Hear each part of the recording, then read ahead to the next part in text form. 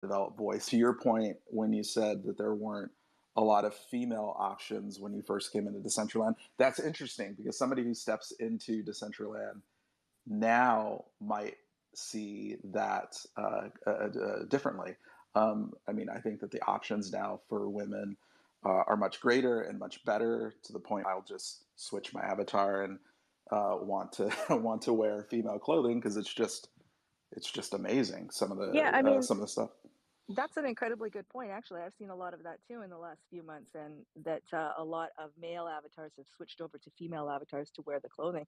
And that kind of diversity and that kind of um, ability to be fluid with your gender is so exciting to me in the metaverse. And that's really what it's all about, is just to be whoever you want to be at that moment in time. That's the beauty of why we're here. Absolutely, absolutely, and it was very freeing. It was a very like wonderful feeling to make Aw. that change for a little while, and I will go back um, because well right now I am back in my male avatar because I wanted because Rustan's new wearable is out. Rustan, can you describe it and kind of what went into the creation of it so that I don't mess it up. Well, I mean, it just fits my brand, making a body painting, and then I noticed this current trend of adding color changing materials based on the hair color, and it was just kind of a no brainer to put out a color changing body painting. And because of this price increase with the submission fees, I just busted it out as quick as I could. Yeah, and we said at the top that we're going to talk a little bit about the economics and some of the politics behind wearables. Now, my understanding, and you guys are tapped into this way better than I am, but the price increase is on hold. Is that correct? That's my understanding. I don't know. I haven't been paying attention. I think it's funny that it got placed on hold because we all were hustling so much to get our wearables in the last few days. I was joking last night that the wearables committee were like a bunch of short order cooks. I think I had one of my wearables approved within half an hour. And then Dr. Jip, who hopefully he'll show up here a little bit later, he said he had one approved in 14 minutes. So, yeah, I mean, we know how fast they can move if they want to. Huh, that's funny because Lastrom last night in his space was saying there's only 10 people and so many submissions, like we can't get a hold of everything quick enough. We figured out a way. hmm This whole thing was pretty interesting actually because my first wearable, the first body paint wearable, I paid the $500 fee for, and then like a week or two later, it was brought down. And back then, it wasn't such a big deal. It was, it's like, damn, $500. All right, well that's the way it is. That's what it is. But then you plan accordingly price wise, and I was able to make that back. It was in my mind like, all right, I need to sell 20 or 30 of these to break even, and then everything else after that is on top. And then they brought the price down, and then as a result, I noticed the value of everything went down as well. So the original body painting was 15 mana each half, top and bottom, which is 30 mana total to rock it all. And so now that kind of price point is a little bit high compared. Which is, that's crazy. I remember when 15 mana was just like, wow, what a deal. Yeah, exactly. That's my point. It's like Yeah. now it's like, okay, you got to price around 3 to 10 mana for pretty much Mm-hmm. anything. Even like Mm-hmm. a legendary now 5 mana is kind of like, all right, that's a good price, I guess. But I was kind of bummed that those numbers went down. So I was kind of soup to hear that the thing is going back up to 500, and I guess now it's delayed. But it made me hope that the market would be the bar would be raised again. In time.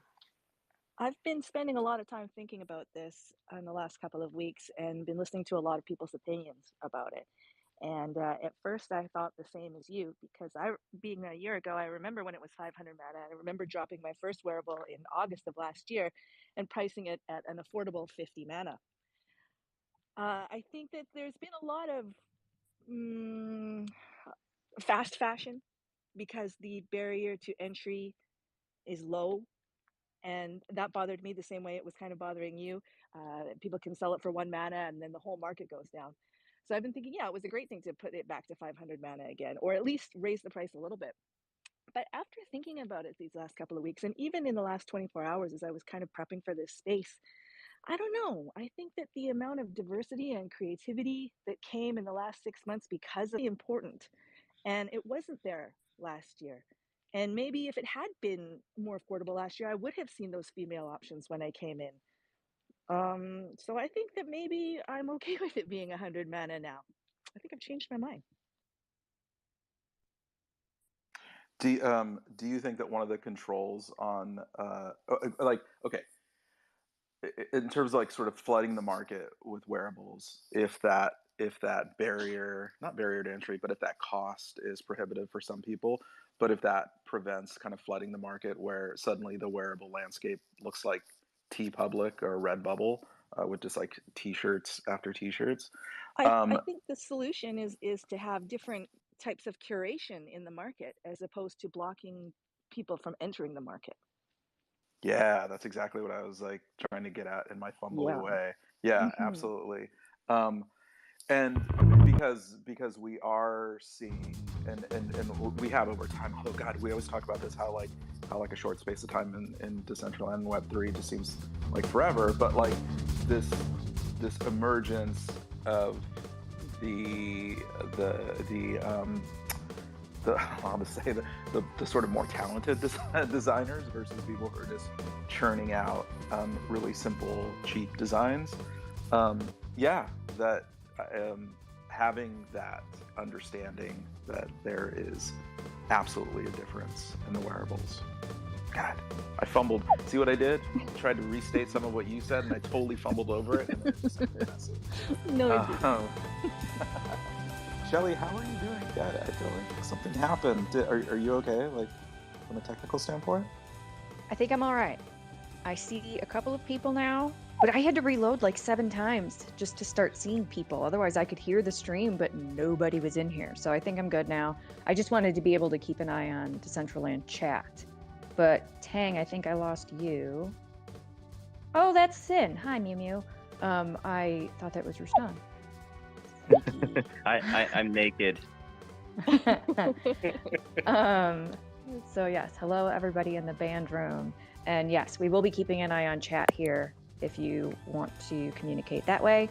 And then for anybody that's in this space and wants the show app, hop in the band room. Just a real quick note on that. The way this show app works in the band room is it's the attendance token for people who show up. So in order to be eligible to get it, you have to actually be in the band room. If you hold a Rockin' Unicorn NFT, you're guaranteed to get the airdrop. If you don't, you have a 20% chance of receiving it. And it's a Polygon NFT that will end up in your hidden folder on OpenSea. So there we go. That's done. So hello, Arn Joe. I don't know that I've ever actually had a conversation with you. I'm so excited. Thank you for being here. And it is awesome to meet you. Hey, good morning. I'm doing the best I can with my phone. It keeps sort of cutting out. I had to restart. You said you're having technical issues as well. I had to restart my entire phone to actually request mute. I don't know what's going on. But thank you for having me. It's nice to meet you as well. Yeah, great. So you and Tang have collaborated on a few wearables, haven't you? Yeah. Yeah, we did the shit, we've done so many at this point I don't even remember what the first one was. I think it was Well, I think the notable ones are the bikinis, though. Yeah. I think that's the one that we're known for. Mm-hmm.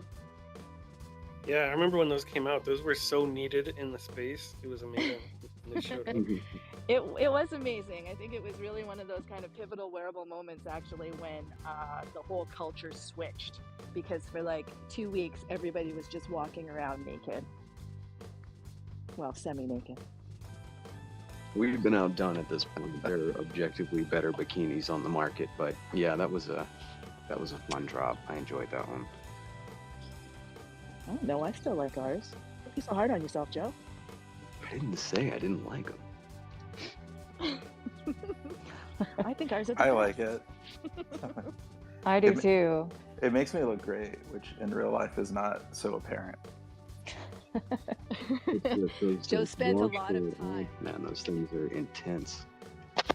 Joe spent a lot of time trying to make modifications to the mail that would be pleasing to Decentraland. I think I spent more time on that female model. And the male model wasn't. I don't know. Did I really spend that much time on the male? The male seemed like, in my memory, it seemed like the male one was easy. The female one was the one that was a little bit more difficult to get it to look flattering. You just like touching girls. Yeah. Anyway. Yeah, I Oh, spent a man. whole day on the female on the new body painting one. Yeah, Oh, and Sean, that is noticeable. That's a nice bottom that you made, Stan. I was admiring it last night. So was I. I think all of Decentraland enjoys that one. Good job. And before we move forward, Peanut Butter, I see you and I heard you yesterday. I will be updating Twitter today. I just didn't have time. So if you see my hundreds, know that I am using them with love and shame. So you were heard. Just throw one up right now. Yeah, Oh, and Sean, that is noticeable. So that's a nice bottom that you made, Stan. I was admiring it last night. to me, you have very interesting. So was I. I think all of Decentraland enjoys that one. Where And before we move forward, Peanut Butter, I see you and I heard you yesterday. I will be updating Twitter today. I just didn't have time. So if you see my hundreds, know that I am using them with love and shame. How much time was spent So you were heard. on the shape Just throw one up of the right now. jacket. Do you see across the board now as you wander around and see other wearables? Like more attention Rustan, so spent on the figure, whether it's male or you female, have a very, to me, you have a very where interesting passengers did perspective not see here. that. You literally work in a space, I mean, outside of Decentraland, I mean, where I see when the people body don't spend and time art on it, and I see when converge. people spend time on it. so you spend a lot of time, and I remember you discussing this with us when your jacket came out, the jean jacket, like how much time And, was it's spent like I get on the bummed shaping when like of the wearable jacket. drops and it only has one gender representation. Like there's an opportunity to put out both, and some people don't. Like I wish it was always kind of not required, but always a goal to do both representations for each wearable. You know, like when it's not, sometimes I just get the feeling like it's a cash grab. Dude, I agree so hard. I wish it was a requirement to have both genders really. I want to play devil's advocate on that because I honestly I want the pink Doki shoes. Like, Me too. Yeah. As soon as I saw those, I commented on that, and I was like, because she put out a vote, which color do you want? And I wanted the pink ones bad, and I got Like- I think I got the red one. Right?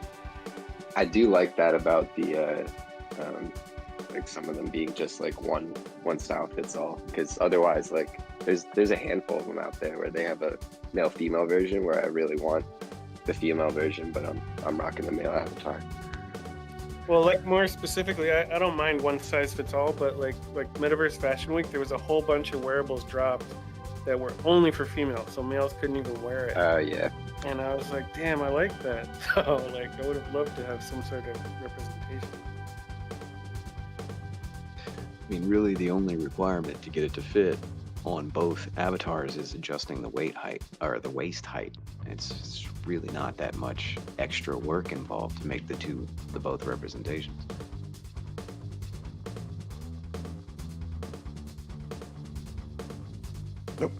Hello. Yeah, there was one wearable, and I can't remember which one, but my arms were so thin, like so skinny, that I was almost embarrassed to wear it. It just looked silly. It looked kind of off. Where the female was in proportion. It looked very nice. I couldn't figure out why that happened, or what the either mistake or the lack of attention was that created that. why people make that decision. Is it just because they don't know that they can have those representations? I can't imagine somebody saying, nah, I don't think that I'll do that. Maybe they think they have to be charged twice. You just need to be more educated about it. It's an opportunity to me. Like I try to make each gender a little bit unique too, not just the waist height. But like the rad jacket, you know, it's almost, you can see the midriff on the female and you can't see it on the male. You know, I made modifications to the body too, so that it's more flattering on each person.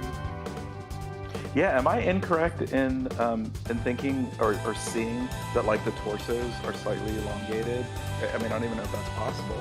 I usually thin up the waist on females. Okay. Which probably gives that illusion. That it's elongated. Okay. Yeah, because I see it. Especially with sort of crop top style wearables. Yeah, it's been cool. Like every time I drop something new, I experiment a lot, and it's like another level up. You know, every time I drop something new, and that crop top, it was awesome because like I was just talking to Tang about that the day before I made it. You know, and it was just like a spur of the moment kind of cool idea, and it was something that existed in real life. You could buy it on my website and wear it. Mariana in the crowd has one, you know, and so I was like, I'm gonna make it. But I adjusted the pink to match, or to get as close to the pink baby doll dress as possible, so that Tang and the baby dolls could mix it with their dress if they wanted to. And we wanted to. And that was the first time that I played, because the body painting is all straight avatar, and the baby doll crop top is an adjusted waist, and then I also last second added the belly button ring, and it's just like a whole bunch of experimentation. I mean, I guess for me, my motivation is just making something cool, you know, not worrying about the money, and so I'm just constantly exploring. And then like with this latest drop, with this body painting, it's kind of like the culmination of everything I've learned so far, and this isn't the end. Like I learned a lot this time too that I'm now going to adapt to the next one, and it'll be cool to see what I'm able to produce in like 5 months. Yeah, that experimentation. I'm curious, like the other. Oh, hey, Dr. Jeff, welcome. I'm curious the designers good morning. here. Good morning. Thank you for joining us. How much do you guys zero in on chat about wearables, and how much of that feedback in that chat goes into the experimentation or the tweaks or the time too that I'm now going to use? Like, are you like, is that now a big part of what you do in terms of research? Is zeroing in on that chat? There's chats about wearables. You mean like in the forums, in the approval forums? No, I mean, sorry, in DCL chat. Oh, I don't know. I just make what I like basically and put it out, regardless of what anybody thinks. Yeah, I think it's different what your goals are. If you're in it to make profits or make a brand for yourself, then I think you're probably more interested in listening to what the people want. Into the experimentation. But Rustan, you know, he always does his own thing. He's a lone wolf. And then for me, I like to, if we're gonna, when we do commission wearables now, I like to sort of do it around an event, like making like a little lightsaber for the space party and things like that. So it's more about the community and what we're planning for me. Yep. Hey, Shelly, how's it going? Hi, I'm still riding the struggle bus over here. I've had to refresh it several times, and so yeah, I don't understand what's going on. This conversation though, hello Mr. W, thank you for being here, and congratulations, he just graduated with a very fancy engineering degree, and this is my way of saying I don't know actually what your degree is, but I know it was really impressive, and there were lots of you know, colored cords on his you know, cap and gown, so I was like, oh, he fancy. He did some damn good work. So congratulations again. Appreciate it, and thank you.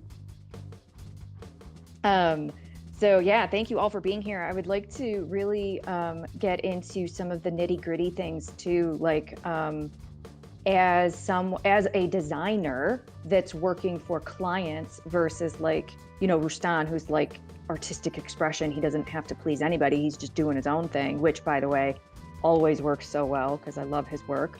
But from the like the hired designer? What are some of the biggest hurdles? Like, how can someone like me, I don't know how to use Blender. Like, I know what I like. I have an eye for shape, but guiding someone through that process can be really difficult.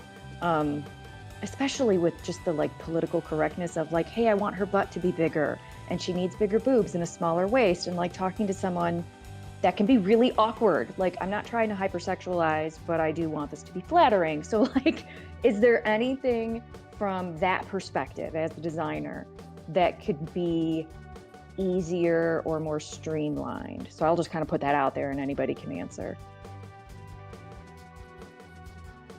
Well, first of all, I don't think you should ever feel embarrassed about what you want and expressing that. Just like throw those worries out the door and just speak your mind, you know, especially if you're hiring somebody. But learning Blender was a pain in the fucking ass. It was awful. But the only way to get through it is to do it. And a lot of the tutorials out there are made by people that are just not great teachers. And they kind of like rush through one step and it's not super clear what they did, and then it kind of ruins the whole tutorial because you're lost after that. But luckily, like with Last Slice, I met Kirzos and Grimy and a few other people that are very helpful. And so when I hit those road bumps that I just could not figure things out, I reached out and asked them a question. They might show me real quickly 5-10 minutes on Discord screen share. And Kirzos especially just like blew my mind. Like, she is so talented at relaying the information. And I've been trying to tell her like she needs to make some tutorials for people to see, because she's very easy to understand. She's very good at showing how to do it, and but she's kind of shy, so she doesn't want to do that right now. But hopefully someday more people will put out better tutorials on how to do things. I mean, I've considered it. I just haven't had a lot of time to create it. But there's just little things that I think would be so helpful to a lot of people. I think one of the creators in our space that puts content out there that's really good is Doki. She's got some tutorials out there that are really helpful, and more on the DCL side of Blender. And to your point, there wasn't a whole lot of Blender tutorials towards DCL development. It was just mainly just Blender, how to use Blender itself outside of the constraints of Decentraland, which is a totally different ball game. Yeah, you're totally right. I did so much trial and error and troubleshooting, and I made some amazing shit that just doesn't work in Decentraland, and I was so amped to put it out there, and then I bring it in world, and it like it wasn't doing what it was supposed to do, and it's like, god damn it. Now I'm like, I have all these big ideas, and I'm like, I want to bring that into the world, but will it even work? Should I waste my time, Right. learning how to do this and then find out it doesn't even work? And now, like, I would go to Kirzos and Kirzos, does this work in Decentraland? Yes or no? And she'll say no. And I'm like, okay, thank you. Yeah. Actually, I have saved like all my favorite Blender YouTube videos in a playlist. So if anybody wants that playlist, just DM me and I'll share it with you. I kind of noticed, to touch on the topic of, oh geez, this is gonna sound wrong. Touch on the topic of the big butts. So I noticed, making my first pair of pants, I kind of wanted, for streetwear, especially my first. Like I would go to Kirzos males to kind of have the same style and look as the males. Some people asked about, instead of boxers, putting, like a thong or something. And I just personal preference, I just didn't want it to be too sexualized. That's not what I want, mine to be about. I do like when others do it, it's cool, but I'm not trying to, put boners places and stuff.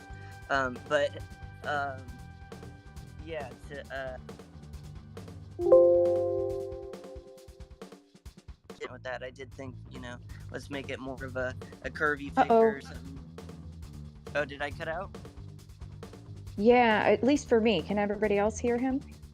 Yeah, he cut out. Been cutting out. Okay. Like, everywhere, but it's weird because the closed captioning is still coming up, but the audio cuts out. That's weird. Let me move closer to the router. But I wanted to talk about the actual crafting of, you know, a different shape. I noticed, especially watching, you know, Rustan and what he does. There's kind of tricks to doing it. You know, you're kind of crafting out the shape. For instance, if you pull the butt too far behind, it starts to clip with, you know, other tops or other parts. So unless you make a skin, it's a little tricky to just straight up make a big butt. So you have to do things like, you know, widening it from the sides or just doing it enough, or cutting out the hips like Rustan was saying. So there's little tricks to it, and I kind of admire when people do it well. The majority of my wearable creation last year were commissions. I did a lot of work for DG and a bunch of NFT collections. I think, you know, I was looking through the forum yesterday, and I think the Bitbones hoodie that I did may have been one of the first, if not the first, like you know, NFT series, like promotional type of wearable. And I just feel like it's not really about, like, and you said, like, you're not trying to put boners places. It's not about putting boners places, right? It's more about, like, bringing these avatars to, I mean, we all know the type of video games that most people want to play, right? Your AAA video games have got much more realistic, like much more, you know, obviously more hype. It may have been poly, right? We're working with low polygons here. So NFT series, like promotes a little bit more in tune with what someone would, you know, expect to see in 2022 in a video game. And Decentraland's got this toon shader, you know, I mean, like it's a really charming look. But their avatars, you know, the default avatars are just kind of bland, in my opinion. And I feel like, you know, like when it comes to making commissions, I mean, whether it's, you know, PC or not, like, I mean, whenever I do a commission, right, it's paid out, I deliver it, and then they sell it. Like, they don't owe me any commission, anything after that. So it's like, you know, what do you want, right? I mean, I can make whatever you want, right? I mean, if this is what you want, like if you want giant breasts and a tiny little waist, I mean, that's what you get. And then, you know, it's really up to the community to respond. Or, like, you know, I mean, does it sell? Does it, you know, I mean, you kind of have to take those chances at some point. Like what Rustam was talking about, as far as like just sort of doing his own thing. You just have to, I mean, the charm of the wearable, the entire wearable aspect of DCL is being able to see, like, I mean, different creators, right? Everyone's got a different style. Everyone's got a different look. Everyone's got a different, like, you know, focus on the things that they create. And I think that's the fun of it. And you really can't put too much thought into, like, well, you know, like, are people gonna like this, or, like, you know, I mean you could sit and keep yourself up all night about that, and then ultimately never release anything because you're so self-conscious about what people are gonna think. It was cool to see, you know, Endo and UMAC's recent randomizer party. It was so crazy when everybody randomized, and then you just couldn't recognize anybody anymore. Even with, like, their name above them, you couldn't tell who was who, and I thought that was really interesting because it's like whenever people change their Twitter profile pictures nowadays. Yeah, it's crazy. And then to bring up what Drip said a little bit, being conscious of how your adjustments can affect other wearables and clip into them, like, that's really important. And I kind of learned that, you know, more than a month in, that, you know, it's easy to become sort of biased on your own wearable, but it's better to think of your wearable as just one element of the overall picture, because each person will be able to customize their own look based on the other wearables. So, like, I think it's best to create something that is flexible enough for other wearables. And like my recent body painting, you know, it's pretty plain, actually. It's just one color that changes, and I did my best in a short amount of time to create kind of a unique design on each gender. But the whole goal is, like, okay, the head is kind of plain, the feet are kind of plain, so I want people to be able to mix and match cool shoes or feet or whatever crazy thing they want to put there, and then cool headpieces and cool wings or whatever. And it was really cool to see Tangpoko and Liz yesterday with their wings at parcel parties, because that was exactly what I hoped for, is the uniqueness that people can bring to it. I appreciate that, and I appreciate that creators are thinking with that in mind. You said something about the randomized party. I was only there for a short time, but to be honest, I thought it was a really great idea. But to be honest, I felt super uncomfortable in there because I didn't recognize anybody. It was, not uncomfortable, unsettled. And I think it was because we all mix and match these wearables for self-expression.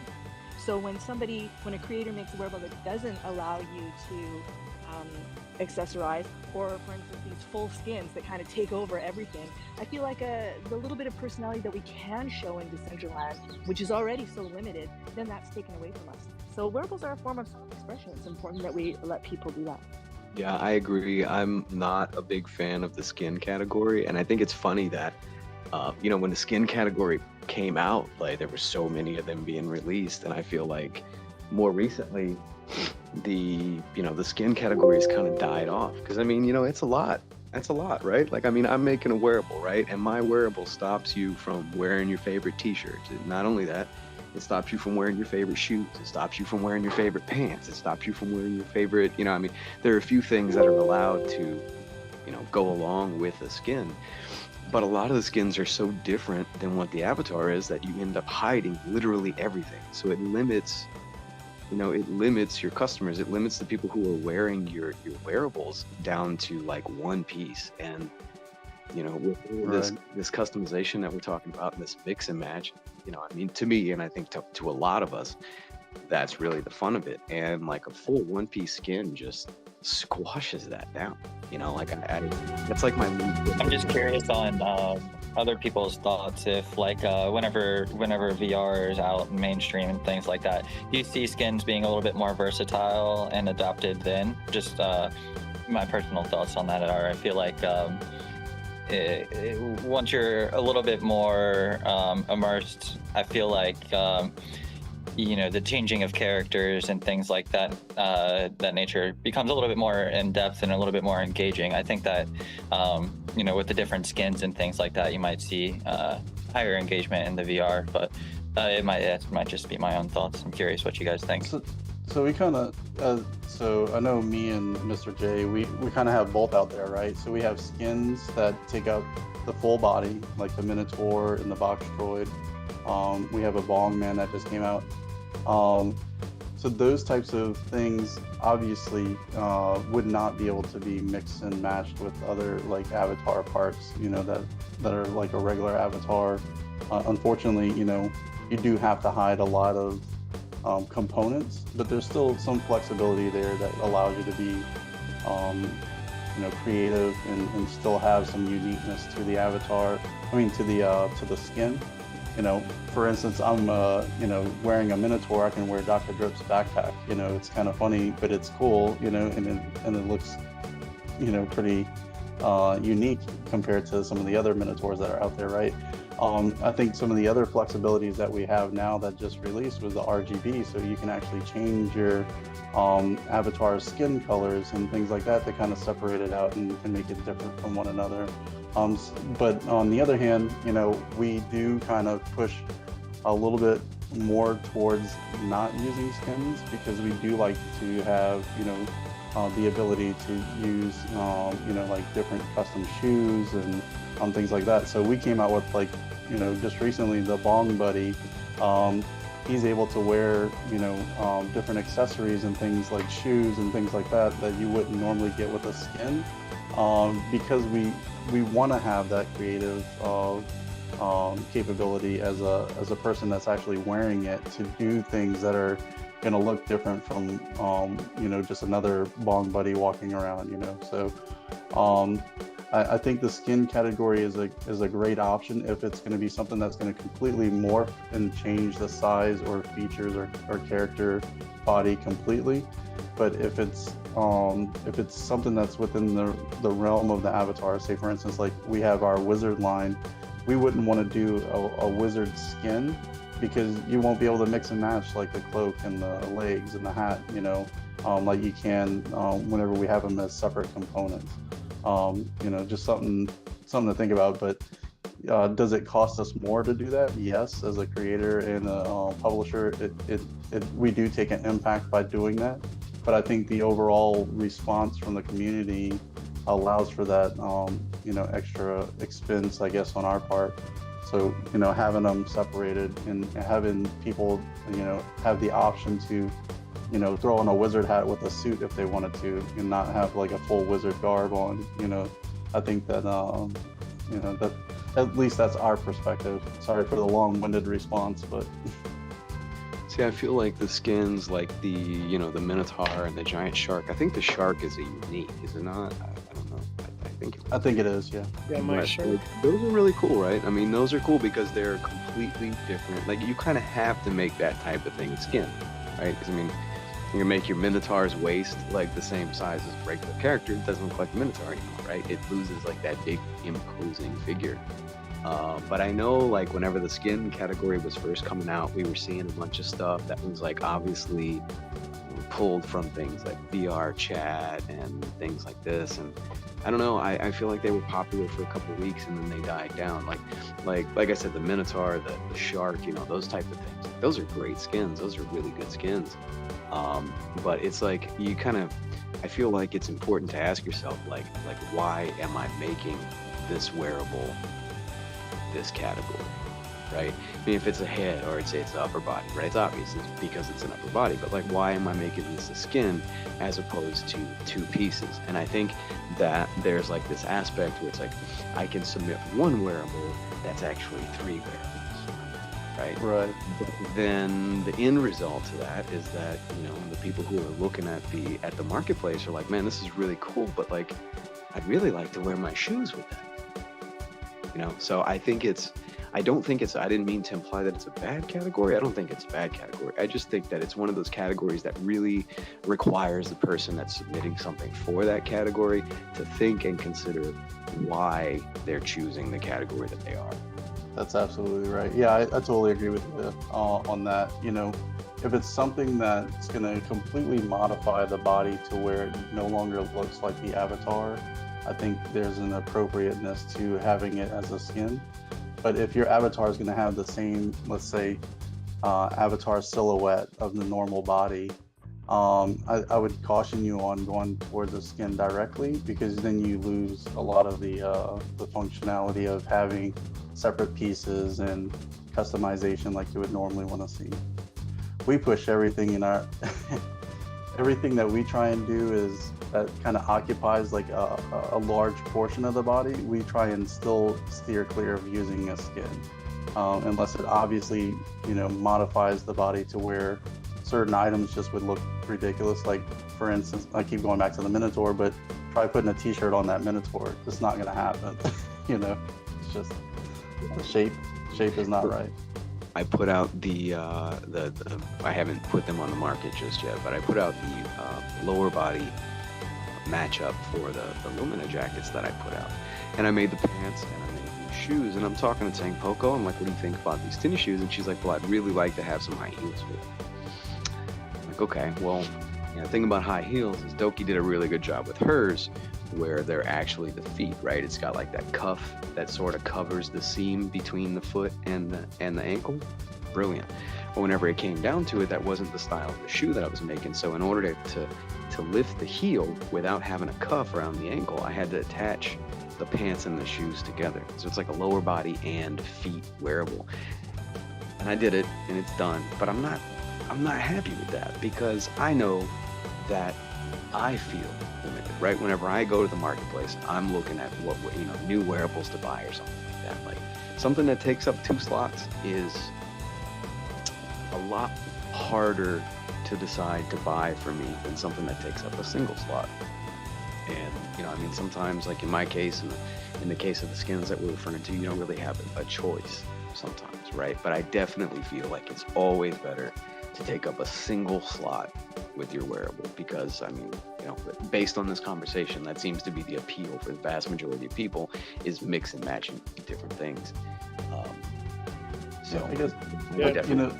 I so want as to a, talk a little bit about what Peanut Butter said about the VR as well, though, and I'm like really interested in seeing where this goes once we have like VR support going into it. And I question, like, I'm thinking about what he said regarding, do we think that the skins are going to be, more um, appropriate or more used, more liked in VR? To me, I don't necessarily think it's going to make that huge of a difference whether it's in VR or not. But I will say that that big ass shark body and the Minotaur and all that stuff are going to look really impressive inside of a VR environment. So I don't know. I hadn't really thought about that. That's an interesting aspect of the whole thing. Yeah, I think there's a place for everything, like there's going to be people that don't care about mixing and matching and just want like an already preset skin, especially. I think Peanut Butter's right. Like there will be more people interested in that when VR comes out. I mean, my last wearable, what we're talking about, is interesting because my first body painting was a 2-piece, and this latest one is upper body and legs combined.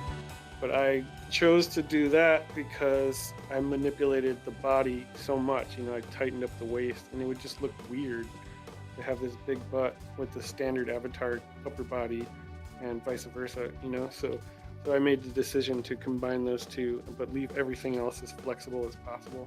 And I almost went and did the face too, but then I was like, but I don't want it to be weird if someone adds the Doki face, because the Doki face is so amazing.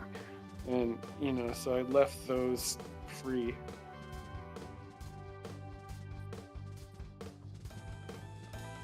I think you did a really good job with that. Just, and I think again, this is a form of art. And I think that maintaining the cohesiveness is important for some, designs, and then not as much for others. But yeah, that skin conversation is very interesting.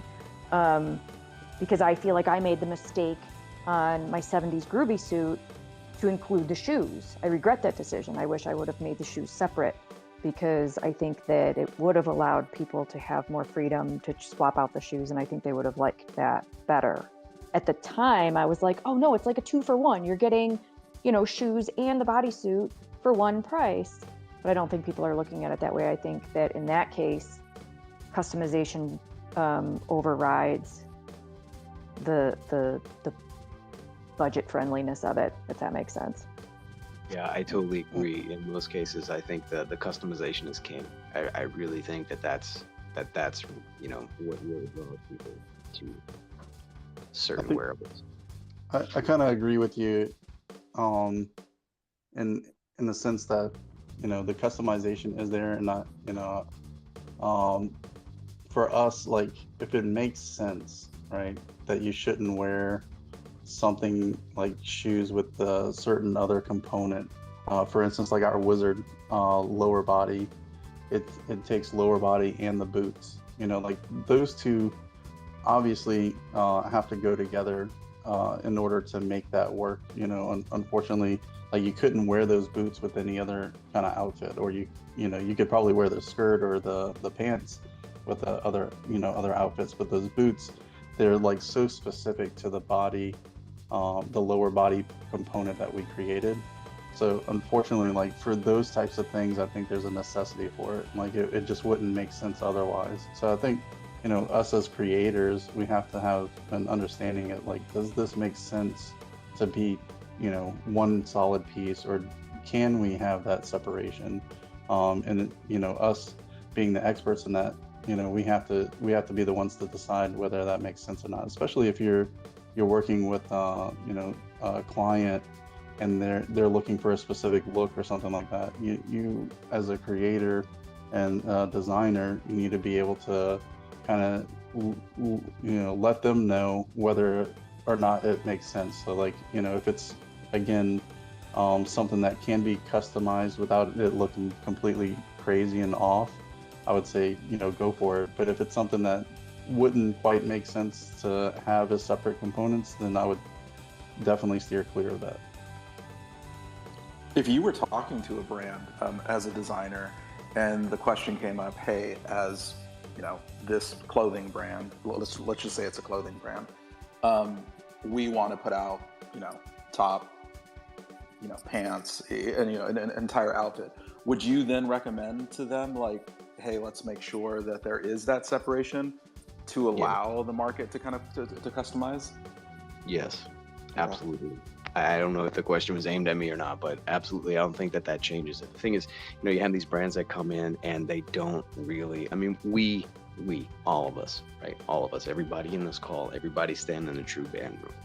I mean, you objectively know more about the market, you know more about Decentraland, you know more about what's going on, what people are doing than, say Levi's jeans comes in all of a sudden, right? And then they want to make a full body outfit. But the thing is that, like I think we all run into this, right? You want to make you make a collection. It's like, a hat and a shirt and a pants and some shoes, right? And you might have a couple of people who buy the entire set and wear the entire set, but the vast majority of people don't want an entire Orange Joe outfit from head to toe. The vast majority of people will like one or two of your pieces, and then they want to match it up with something else. And we did those Kid Super wearables for Meta Fashion Week, and he had these looks, and he's like, pardon me, he's like, we've got look 1, look 2, look 3, look 4, etc. And some of them they go together. They obviously go together, and the top matches the bottom. But the thing is we could have very easily put those in together and saved the designer quite a bit on his submission fees. And we're working on build for them, so those are actually, we made them, but they've decided not to put them on the market until we finish up with the build. But I mean, ultimately, I just feel like it's, I don't know, I keep saying this over and over, but I just feel like it's people aren't going to want to wear that entire suit. You know what I mean? Like you're so much more likely to have someone actually wear your gear when they can mix it up and support their other creators as well. On the same token, this might be, like extreme language, and I don't mean it that way, but it also feels kind of greedy to be that way, because it's like, again, like, your customer, your quote unquote customers, right? Your fellow Decentraland citizens, I mean, they want to support their other creators as well. Like I said, no one wants to wear Orange Joe from head to toe, and I understand that. And that's, that goes back to what I was saying about having made the pants and the shoes together. I found that funny thing. I found out at the end, and I already knew this, but I realized at the end that I couldn't hide the shoes on the female, like leave the high heels on the female and not hide the shoes on the male, right? Because it's one wearable that hides the same thing blanketed across both genders. So I ended up having to combine the two, but I really didn't like to do that. I didn't have a choice. But it's a design, like Shelly was talking about, it's a design choice that I, kind of regret. I kind of wish that I had a better way of going about it. I wish that you could say, okay, look, this female piece needs the shoes on it, but the male piece, I would like to leave the shoes off and have those shoes separate, right? So that those shoes can be unisex, but the female build or the female wearable has the high heels attached out of necessity. That would be a nice, wearables market expansion to be able to set that individually by gender. Yeah, and I would assume that it's it's a little bit of a misstep on the brand side now. Speaking from sort of a marketing perspective, like Tang, for instance, we're talking about sort of this sort of almost like this collaborative nature between wearer and designer. Like you're the person who's wearing the design. I would assume that there's probably more of an opportunity for somebody to get noticed, like their wearable to get noticed, let's say on you, Tang, because you will often post with sort of separate pieces, but I would assume that there'd be more opportunity for you to showcase a piece, somebody's piece, if it was part of an outfit that you put together versus just going out and saying, all of what I'm wearing is this designer, this one designer. Am I correct in assuming that? Yeah, definitely. It's nice when we do kind of do it. All the baby dolls do it. I think everybody in Decentraland really does these kind of fashion fit posts where we get a chance to support a whole bunch of different designers in one post and show how you can mix and match them. So let me ask you this. What do you think, Tangpoko, of the Holy Regalia? Because that one kind of takes up like 3 spots. Do you have one of the Holy Regalia? No comment. I love my holy regalia outfit. I feel incredible with it on. There's enough area for me to customize it that I feel like I'm going to wear that quite a bit. I like it. Okay, so the reason why I asked is because that one, it was kind of tough for us because we had to hide, lower body and feet, obviously for obvious reasons, because functionality wise, your feet would be poking out of the regalia if you're walking, or lower body, you would have clipping with the pants coming through, so you kind of lose some of that customization, that you would have otherwise. Sure. Yeah, but it's a very, very special piece, and not just because of the quality of the piece, which is excellent, but also because of the manner in which it was given. Yeah, I mean, not only that, but it's thematic. You know what I mean? Sometimes you have to, right? If you're gonna have a robe that goes to the ground, I mean, sometimes you just have to hide the feet, right? I mean, it's a design choice. The Holy Regalia is really nice, and it's a full body outfit. I mean, it is what it is, but there's a reason for it. You know what I mean? The functionality. Like arbitrarily, like, you know what? I'm gonna add some shoes onto this too. Well, you know what? While I'm at it, why not make an upper body? While I'm at it, why not add a head? Let's just make it a whole skin and hide everything else. And it's like, it's the difference between like a design choice and sort of arbitrary choice, or I mean, I think that's thematic. You know what I mean? I think it fits the world with it. So. Yeah, I think for me, it's like design over function, or if the design can work without it messing up the functionality of it, then go towards full customization. But if the functionality doesn't lend itself to that, then try and make it cohesive in a sense, and functional. Obviously, for us, we could have probably raised the lower part of the regalia up to where your shoes would be poking out, but then you kind of lose like some of that holiness of floating around kind of thing, I guess for us.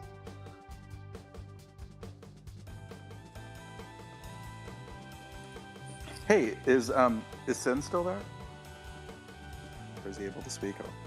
I'm here.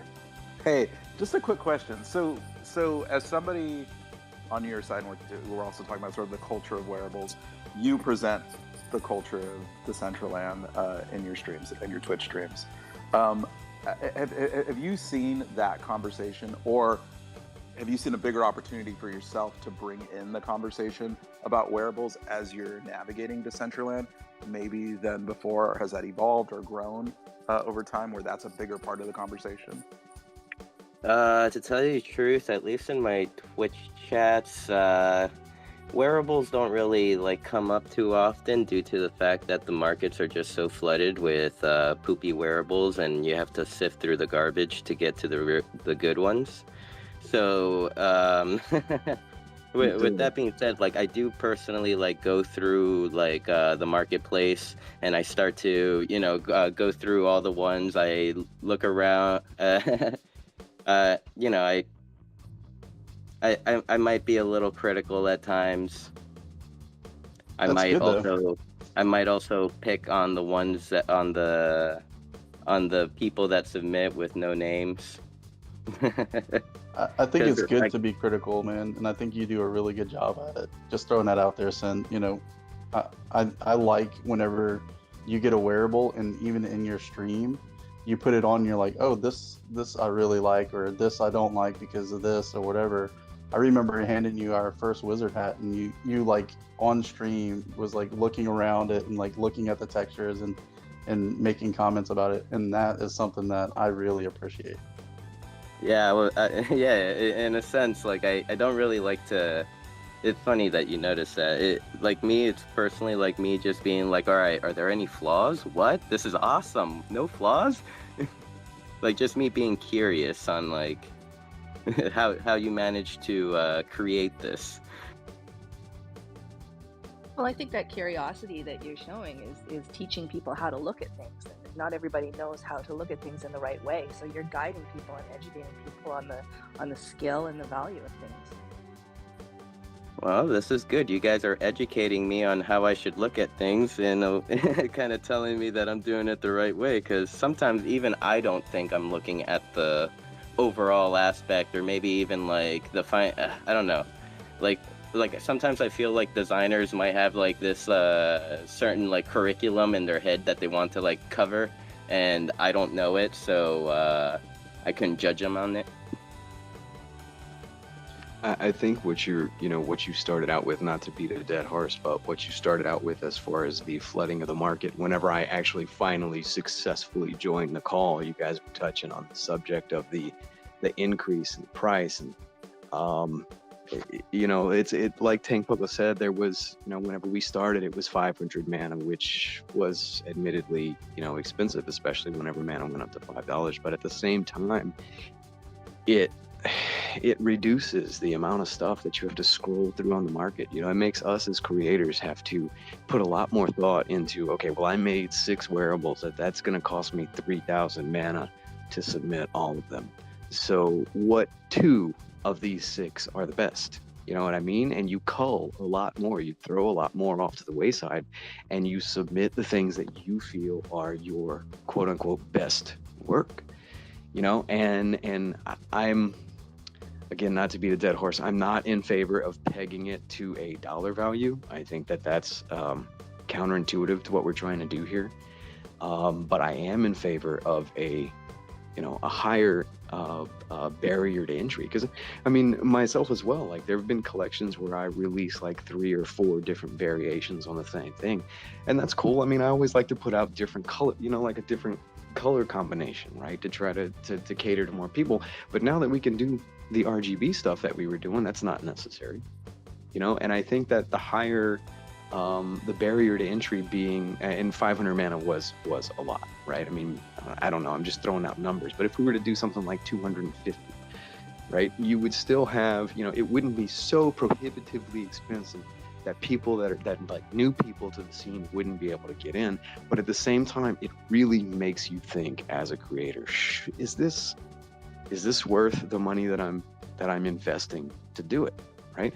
That makes sense for the creators, Joe. But then there's also, brands that are coming in, or people that just want to have giveaways, people that just want to do brand awareness. I'm not so sure that I'm convinced that raising the price is a good idea anymore. And I know you and I talked about it in the last couple of weeks, and I was definitely feeling the same way as you. But now I think that maybe the price should stay low. And I talked about this earlier, maybe before you came on, that instead of blocking things entering the market, maybe we just need to have different ways of curating the items in the market. So I don't have to see a bunch of kind of low effort stuff that doesn't make any sense to me because it was made for a specific event. I can see the stuff that is relevant to me. Why block what's going into the market? Why not make the ways I can search for things better? Why not try to cater to everyone here? Like, it seems like the conversation always seems to shift like one way or another. Like 500 high high price so quality can come in, or low price so everything can come in. Why not just restructure, let's say, the submission process of it? Maybe like you could do what is it, the 150,000 stock, or 100,000 uncommon? So, yeah, No. I think it's You mean scale common. pricing by rarity, right? Yes, yeah. scale pricing by rarity. That at one point, that once you, let's say you hit the legendary mark, that's when you start paying 500 mana, because that would most likely consider kind of tell you that, like, hey, this is going to be quality. You're getting it from a good artist. Is it though? Is it going to be quality? I can make a piece of shit wearable I and mean- put it into a legendary. So that's something that's close to my mind as well, is like changing, like recommending or talking about, changing the price to vary by, by rarity. But then the question becomes, is the 10,000 one cheaper and the unique expensive, or is the unique cheaper and the 10,000 expensive? Right? Because if we look at what Finn did, it was Mr. W. You guys made that the suit for Finn. I know he's making all this stuff like unique. I've had these saying, I know what you're leading to, and I've had these saying the same debate in my head. But go ahead. Right? It's unique. He's making it for himself. He's making it for him. Now, you could also make a unique that's meant to, this is one of a kind. I want 5,000 mana for this.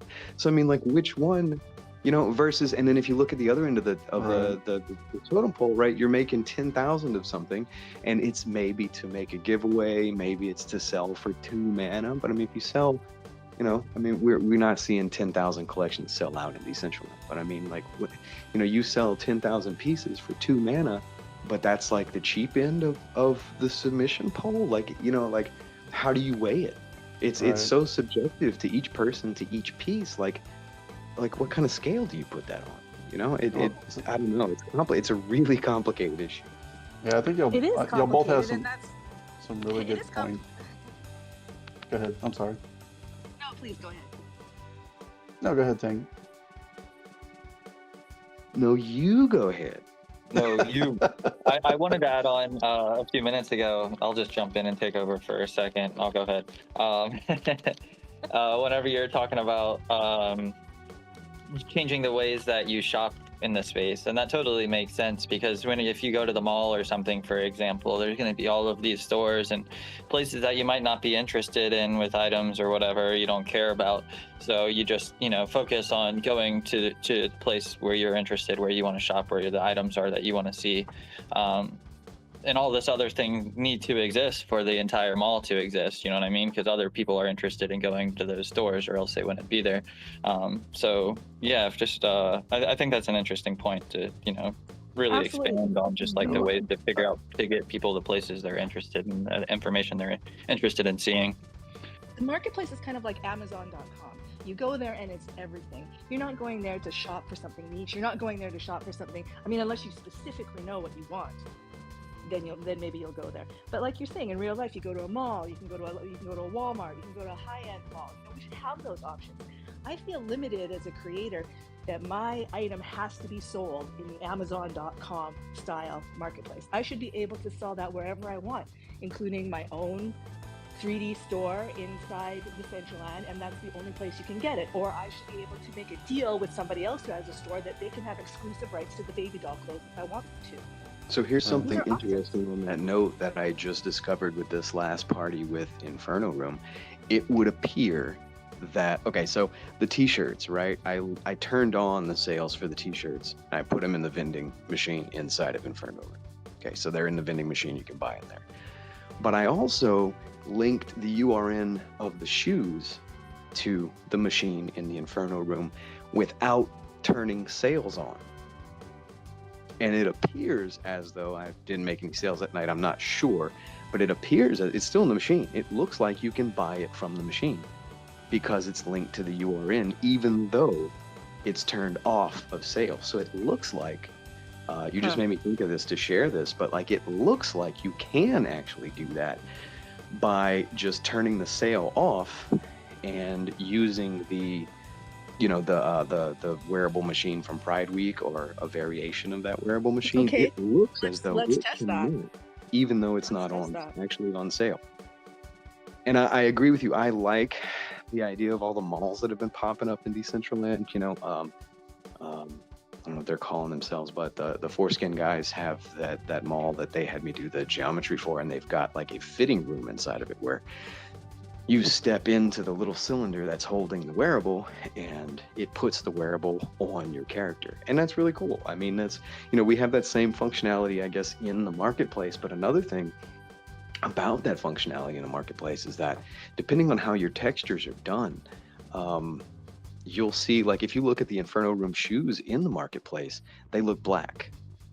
But that's because they don't actually use diffuse color. They use an emission instead. They are black, but the emission provides their color. So whenever you look at it in the marketplace, it doesn't properly render that emission out, so the shoes look black. But then whenever you actually see them in the world, they've got, these yellow and gold areas on them and stuff. So I really do think I'd like to see more of the in-world shopping experience as opposed to the Amazon.com that you're talking about, because I totally agree with you. Whenever I go to the marketplace, I look exclusively at items that are still available to mint, because I only see one. right? Whenever you go to items that are for resale, you're going to see 50 of the same thing, all being sold for 1 mana, all being sold for 2 mana, whatever, 2, 3, 4. You know, there was that I'm just issue. curious if you've have you been over to MetaZoo in a while and seen like what Aizu and Sango have set up over there? It's like you load in and it's like basically a clone of yourself standing there, and there's a little wearable machine next to it, and you could toggle through the wearables, and it'll live change on like a duplicate avatar of yourself, so you can look at yourself changing the wearables within Decentraland. Nice. It's really Yeah, cool. I haven't actually been down there for a while. I it. work a second job. But yeah, that's just a really cool concept of no, I haven't like been we're there. talking That about sounds ways cool. more shopping and being able to get a bit more involved and actually being able to test it within Decentraland. That's over at the MetaZoo. I highly recommend checking that out. It's really cool. I didn't even realize. I thought it was glitching at first. I saw like the second avatar of myself standing there, and I thought it was a bug, like a second me loaded or whatever. And I went over, I was like screenshotting with it because I thought I was like messing up. But then I realized you could like click through and like start changing the items on your clone. It's pretty dope. I thought it was a bug, and then I thought it was deliberate, but I didn't know until like 2 weeks ago that it was to try on clothes that were in the vending machine next to it. I was really late to the game. So I gotta leave in about 10 minutes, but I do have a question for y'all, and and this goes to anybody that wants to chime in. So what are y'all thoughts? So there is an influx of subpar wearables out there, trying to put it nicely. Don't you think if those subpar wearables come into the market and nobody's buying them, those creators will eventually go away on their own? It would kind of filter themselves out, if they're not making any profit off of it, and being able to reinvest. At some point, they're just going to disappear. Exactly. You got to let the free market decide. Yeah, I mean, that is a fair point. One thing to consider also about wearable submission fees is like data and server costs to keep all of these things on the network and operating. So a lot of people suggest for it to be low or free, and then people will make a whole bunch of items people don't care about with 100,000 mints or whatever, just start sending them to everybody because the gas is free, and then the whole network is just congested and the fees are extremely high because of a bunch of stuff that people don't necessarily care for. So that's another a big reason for the submission fee that a lot of people don't consider. So let me ask you this: what if in turn they just charged you based on the percentage of the mana that they're sold for? If DCL was to just take a commission, so to speak, off of the wearable, and use that to pay the curators and the gas fees, wouldn't that be a more, I guess, refined way of doing it, or just have like a flat rate to publish, and then based on your pricing, be charged X amount of percentage to cover the gas and to cover any additional fees and things that would come about? Yeah, I mean, that would definitely be an interesting conversation to have. I'm not on like the dev side of things, so I wouldn't be necessarily the one to be able to speak too much on the ins and outs of that, but it's an interesting topic for sure. I think that would just cause such an influx of wearables that Decentraland would still lose out a lot of money that way. I agree. I think free submission is going. That would crash everything. Like you said, I mean, the thing is, whether I make a unique wearable or whether I make a wearable that has 10,000 copies, right? It's still that same 2 megabytes. It's still the same 2 images. It's still that same, 500 tries, regardless of whether it's 1 or 10,000. The only thing that the 1 versus 10,000 argument affects is your user experience, right? That doesn't change anything about the servers that have to hold the data. That doesn't change anything about that because it's still the same amount of data sitting on the server. As a matter of fact, it's a lot more efficient to have a 10,000 piece than it is to have a single, right? Because I mean, again, you're still using the same 2 megabytes. I had another point that I just completely lost my train of thought, but yeah. Oh, no. It was like my issue with it being tied to the $500 or even a dollar value at all, right?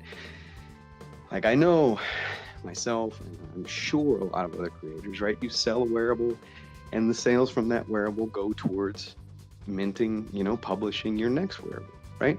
But what happens when you're like, I don't know, I'm like $5 away from being able to sell my next wearable, and then we experience a mana crash like what we just did, and then all of a sudden now, right, my $95 worth of mana, my $495 worth of mana, whatever it is now only $250. So like I got this wearable ready. I was waiting for one more sale. I was going to pump in another $5 and publish this wearable. And now mana crash. So now I'm like $200 away from being able to do it. That's my main issue with buying it to $1 value. You know, there's no incentive to keep the mana token at a specific value. There's no incentive to keep any value to the mana token whatsoever. And I may be way off on this, so please correct me if I am, but it feels like when you tie it to $1 value, you're putting the entire, like, the health of the community on the shoulders of your creators, because again, like, it's not going to matter to anybody what the mana token is worth anymore, because we're paying dollars. Yeah, I agree. I think keeping it based on mana is the way to go, man. Because I mean, this is your currency within the environment. So like, why would you even associate a USD to the currency that you're using when somebody across the world is not using a USD? They're using mana to purchase this item with. So I'm totally on board with keeping it a flat mana rate. The argument that I saw, to answer the question that you just added, and I don't know what the actual answer is, but the argument that I saw was what Peanut Butter just said, as far as like, oh, well, we have hosting fees and all of that type of stuff. And hosting fees obviously are going to be in USD, right? You're not paying for mana for that. But I mean, ultimately, like, I don't have a whole lot of control over the price of the mana cost. And if it's being justified, and this may not be the justification, keep that in mind, but based on that argument that I heard, but like, I mean, if we're being charged dollars, I mean, effectively what you're doing is you're putting the entire, like, the responsibility of hosting the entire Decentraland ecosystem on your creators' shoulders. That's accurate. So for us, like WJ Designs, whenever we would take a commission from somebody, it was only dealt in mana. We could care less if it was worth $1 or $5 or 60 cents, like we seen the other day. Our pricings were done just exclusively in mana, and we would feed that mana back into Decentraland. Like, if you start charging, a certain amount of USD, we just dropped 9 wearables the other day. We would have only been able to do one at 500 USD with that same amount of mana. So it's just insane. Yeah. I agree. I think that's the biggest argument against, and regardless of what the submission price is, if it's in USD, I start back over at the top of the circle. You know what I mean? Like, it just feels like a lot of weight on the shoulders of the creators, whenever ultimately I don't have any control over the price of mana. Well, don't forget that it's the creators that voted for this $500 thing. It's not the foundation that set it. Right. Yeah. No. I mean, I was around whenever the vote went through. Yeah, and it's I think it's a problem outside of Decentraland is people keep attaching fiat value to cryptocurrency, and I think that's kind of a noobish way to look at it. I think it's better to gain your crypto first, and then look at crypto as the value, not fiat. Just like fiat to me is irrelevant right now. Like, I don't even care about the value of anything. And right now in this rough market, everybody's panicking and hurting and fearing, and I'm just like floating along, like, whatever, it's gonna come back up someday, I hope, maybe, but I'm not sweating fiat value at all. All right, I'm gonna leave y'all with this because I gotta jump off of here, but in the US, when I go to the store and I purchase an item using US dollars, I don't care how many US dollars it takes to equal a certain amount of yen or Canadian money.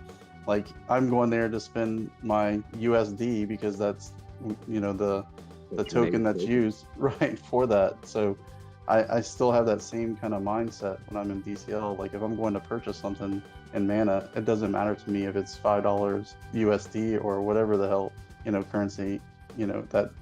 That's just the way I look at it.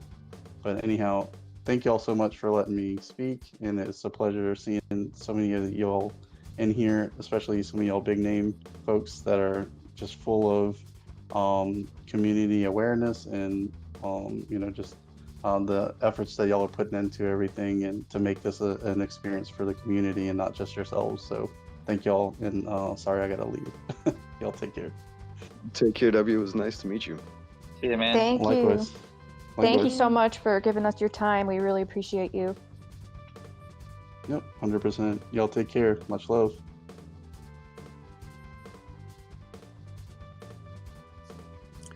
Yo, so I had a thought kind of in terms of bringing awareness to creators and the community of what a good wearable actually looks like. For me, I'm still learning, so I see all you guys come out with wearables and my jaw's dropped all the time. But what if there was a place like you could go to that was dedicated for critiquing wearables, where you could like try something on and see it up close, and you could leave a vote in like, you know, different categories, like, you know, categories of like poly mesh creativity and originality and texture quality and other such things like that, to kind of, you know, give a place where community members could go and they could vote on these things, and people could see like, oh, okay, this is what looks good, this is what doesn't look good, this is where I as a creator need to improve on, this is where I'm doing all right. Like, what do you guys think of that? That becomes a popularity contest. You think? I do agree. I do agree. Critiques are always valuable. Critiques are always valuable, but I think you show up at the dollhouse, everybody's rocking their stuff. You're gonna talk about the stuff that looks good and not the stuff that doesn't. But even the stuff that doesn't look good can be used, you know, against other wearables in a way that makes it look good, you know. So it's so subjective, and then taste is a part of it. So like it's like I really just believe like make what you like and put it out there and see how it goes. I agree. I honestly agree with you both, but I think that it would be cool to have a third-party site where you could, you know, just go walk around, have a look at wearables, and give the creators your feedback. I mean, I think that would be valuable as a creator. Now, again, you know, somebody mentioned popularity contest. If it's a contest, yes, it's going to be a popularity contest. It's going to be buying votes. It's going to be giving away wearables, campaign, and all of this nonsense. Like, I don't think it should necessarily be a competition, but I do think that it would be nice to be able to have even just a build somewhere in Decentraland that hosts, you know, this wearable this month, like 10 wearables each month. And users can go in and be like, hey, okay, this is what you already find that already. It's already in Decentraland. It's everywhere you find it. There's already a lot of parcels that put up all their wearables. They're doing exactly what you're saying. Right, if you can't find them, then that's an issue. And including it also on Twitter. You go to Twitter, you find them, you see pictures, you see videos, you can post comments about it, you can say it's nice, it's good. Now, the problem is, I have to go fishing for hype, and you're just trying to tell them what they want to hear, or are you really giving them your opinion? Are you criticizing like sinful, which is a good thing? So that's the thing. It's trying to make it where it doesn't become a popularity contest, and everything is taken as just positive criticism. And overall, everything that I've just heard right now, everything trying to gate the entry into the wearables just by increasing the price reduces the possibility of new players buying something at a economical price range.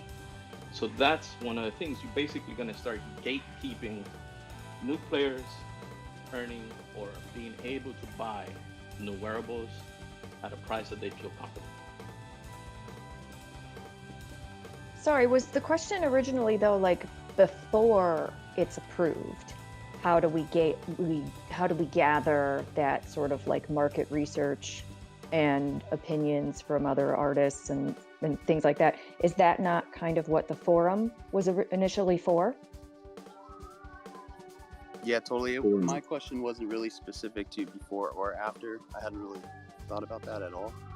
I was just, you know, how do we create basically an environment and a momentum that is a positive critique, you know, and a true like artistic critique? Like, how do we get there?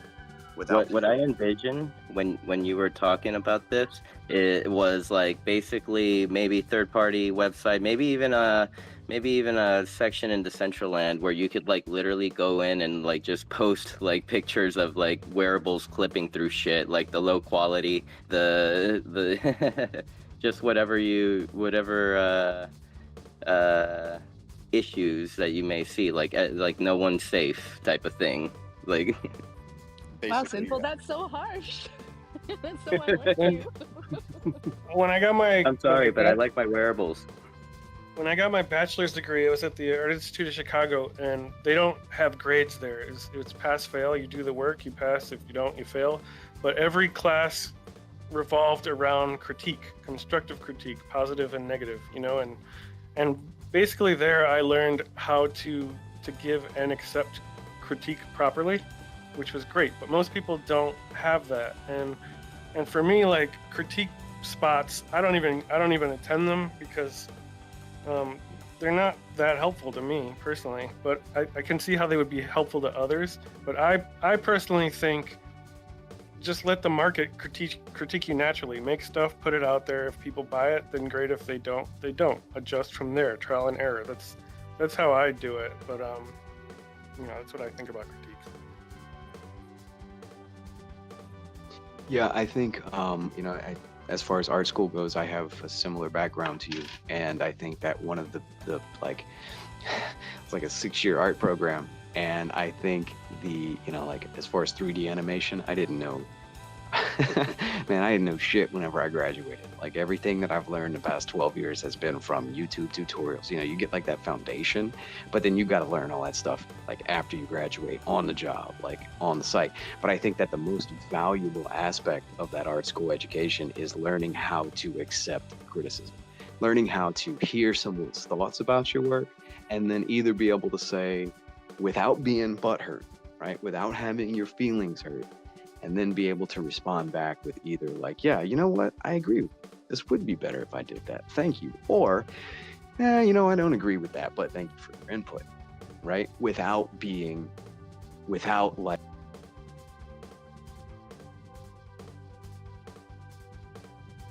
I went to University of Louisiana, and I think that, there were people in art school that never got the hang of being critiqued. And, a lot of them didn't end up graduating. A lot of them got their feelings hurt so bad that they ended up dropping out or changing majors or, whatever it might be. But it's interesting to hear you say that, but I feel like that was the most valuable aspect of being in an art school environment was learning how to take and give criticism without having your feelings hurt and hurting someone else's feelings. You know what I mean? Definitely. And I think if you're not subjected to that, like a space that just offers it and it's your first time, it would probably be harder to consume than otherwise. But it doesn't mean that it wouldn't hurt to have like a critique spot. But I think you should kind of always go into a critique very humble and ready to accept, criticism. Yeah, a lot of times somebody else looks at you, like you look at your work, like you're making art and you're looking at it and you're looking at it and you're looking at it for sometimes a week straight, and you become blind to it, and then someone else looks at it for the first time with, quote unquote, fresh eyes, and they'll see or think about something that you never did, and they'll give you, completely valuable and valid criticism, and then on the other hand, you can't, some criticism is not meant for you to take, right? It's your artwork, and sometimes you disagree with that criticism, but you can't close that door as far as like, I don't want to be critiqued by anybody, because legitimately sometimes good ideas come from, a lot of different places. And sometimes that's just literally from someone having fresh eyes and looking at your artwork. It's a tricky thing. That's why the Art Institute of Chicago doesn't give grades, because it's so subjective. Like the dumbest thing in the world could be super successful, and like a million people could hate on it, but it's irrelevant. So that's kind of why I feel like it's better to just do your thing and learn from your mistakes. And if you need some criticism, ask somebody you respect their thoughts on it, personally, privately, and I think that's just a safer way to do it. Yeah, I think that's a fair point. And I think trial and error is definitely the test that will never be replaced. You know what I mean? For sure. Well, not to kind of clumsily bring this around back to the price of mana, but if the price of mana is too high, then we're stopping new creators from being able to do this trial and error process. We're stopping people from being able to make a piece of art that isn't necessarily about making profit, but also just to share their art with Decentraland. Again, not to keep going on about the submission price, but I just feel really strongly that to continue to have diversity and creativity in the marketplace, we need to keep it open. I think it's relative. It's just relative to the situation. Like when it was 500 mana before, I still did it, and I didn't feel like I wanted to spend 500, but I understood the game, and I planned accordingly price wise to reimburse myself the costs. And you just have to shift your game, but I think people will still be able to do it, and you can also do trial and error through observance. So it's like if you can't. You have to find your way to get there. I think if they lowered the price to 5 mana, we would think 100 mana is a lot, So it's all relative.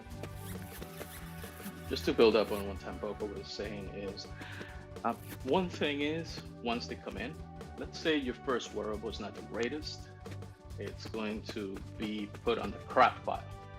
Yeah, but how about the second or third or the fourth? With their getting better, are they going to be getting better? Are they going to get to that point where you can actually say this is actually worth it now? It's the process that almost everybody that's learning Blender has to go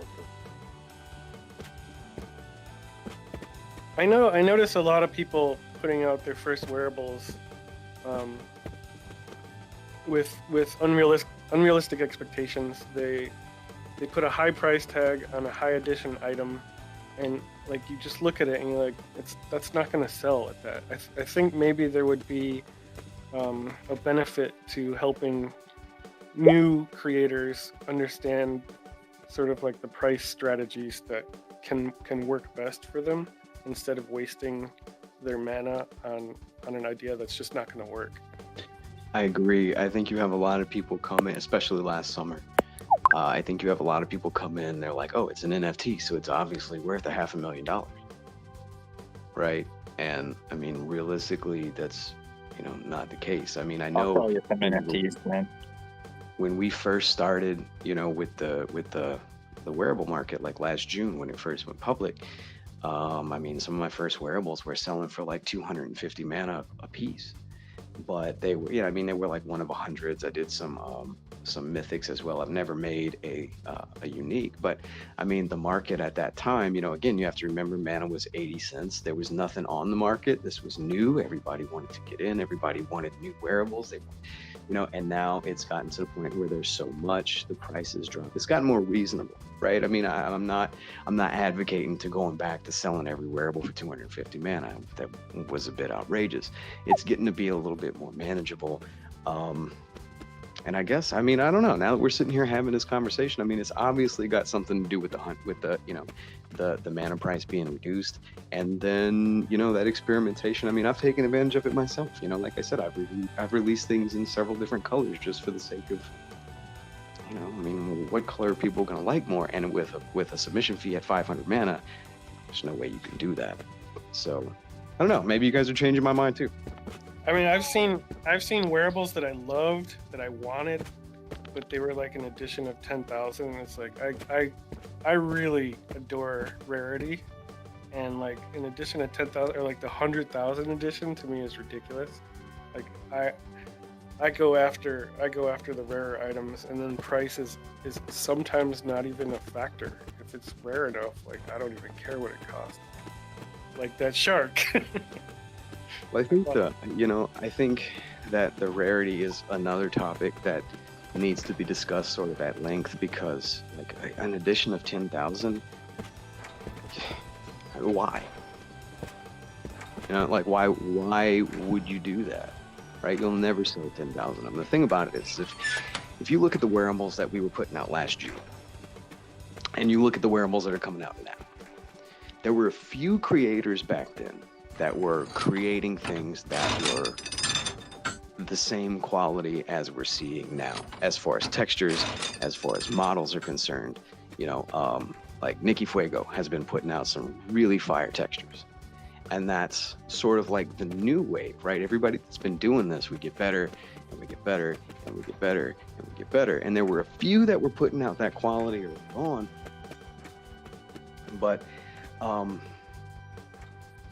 the point that I'm trying to make is that, like, okay, if I had made a 10,000 edition wearable last summer, right, with the quality of the wearables that I was putting out last summer, which was significantly lower than what I'm putting out now, every day, every month, the quality of the things that are on the marketplace goes up, gets better. If we're talking about having a VR client, you know, the VR client, the desktop client, once all that stuff is finalized, that's going to come. I mean, it's going to eventually come with expansions on file size. It's going to come with advancements on try count. We're going to be able to do more. We're going to be able to do better. So as a creator, I don't see, like, my work from last summer really staying in the game, you know, like, not staying in the game, maybe that's a bad way to put it, but like remaining relevant, especially as things get better and get more advanced. You know, like who wants to wear I don't even fold my laundry poker hoodie when, you know, the try limit is doubled and now you can, you know, like, things advance.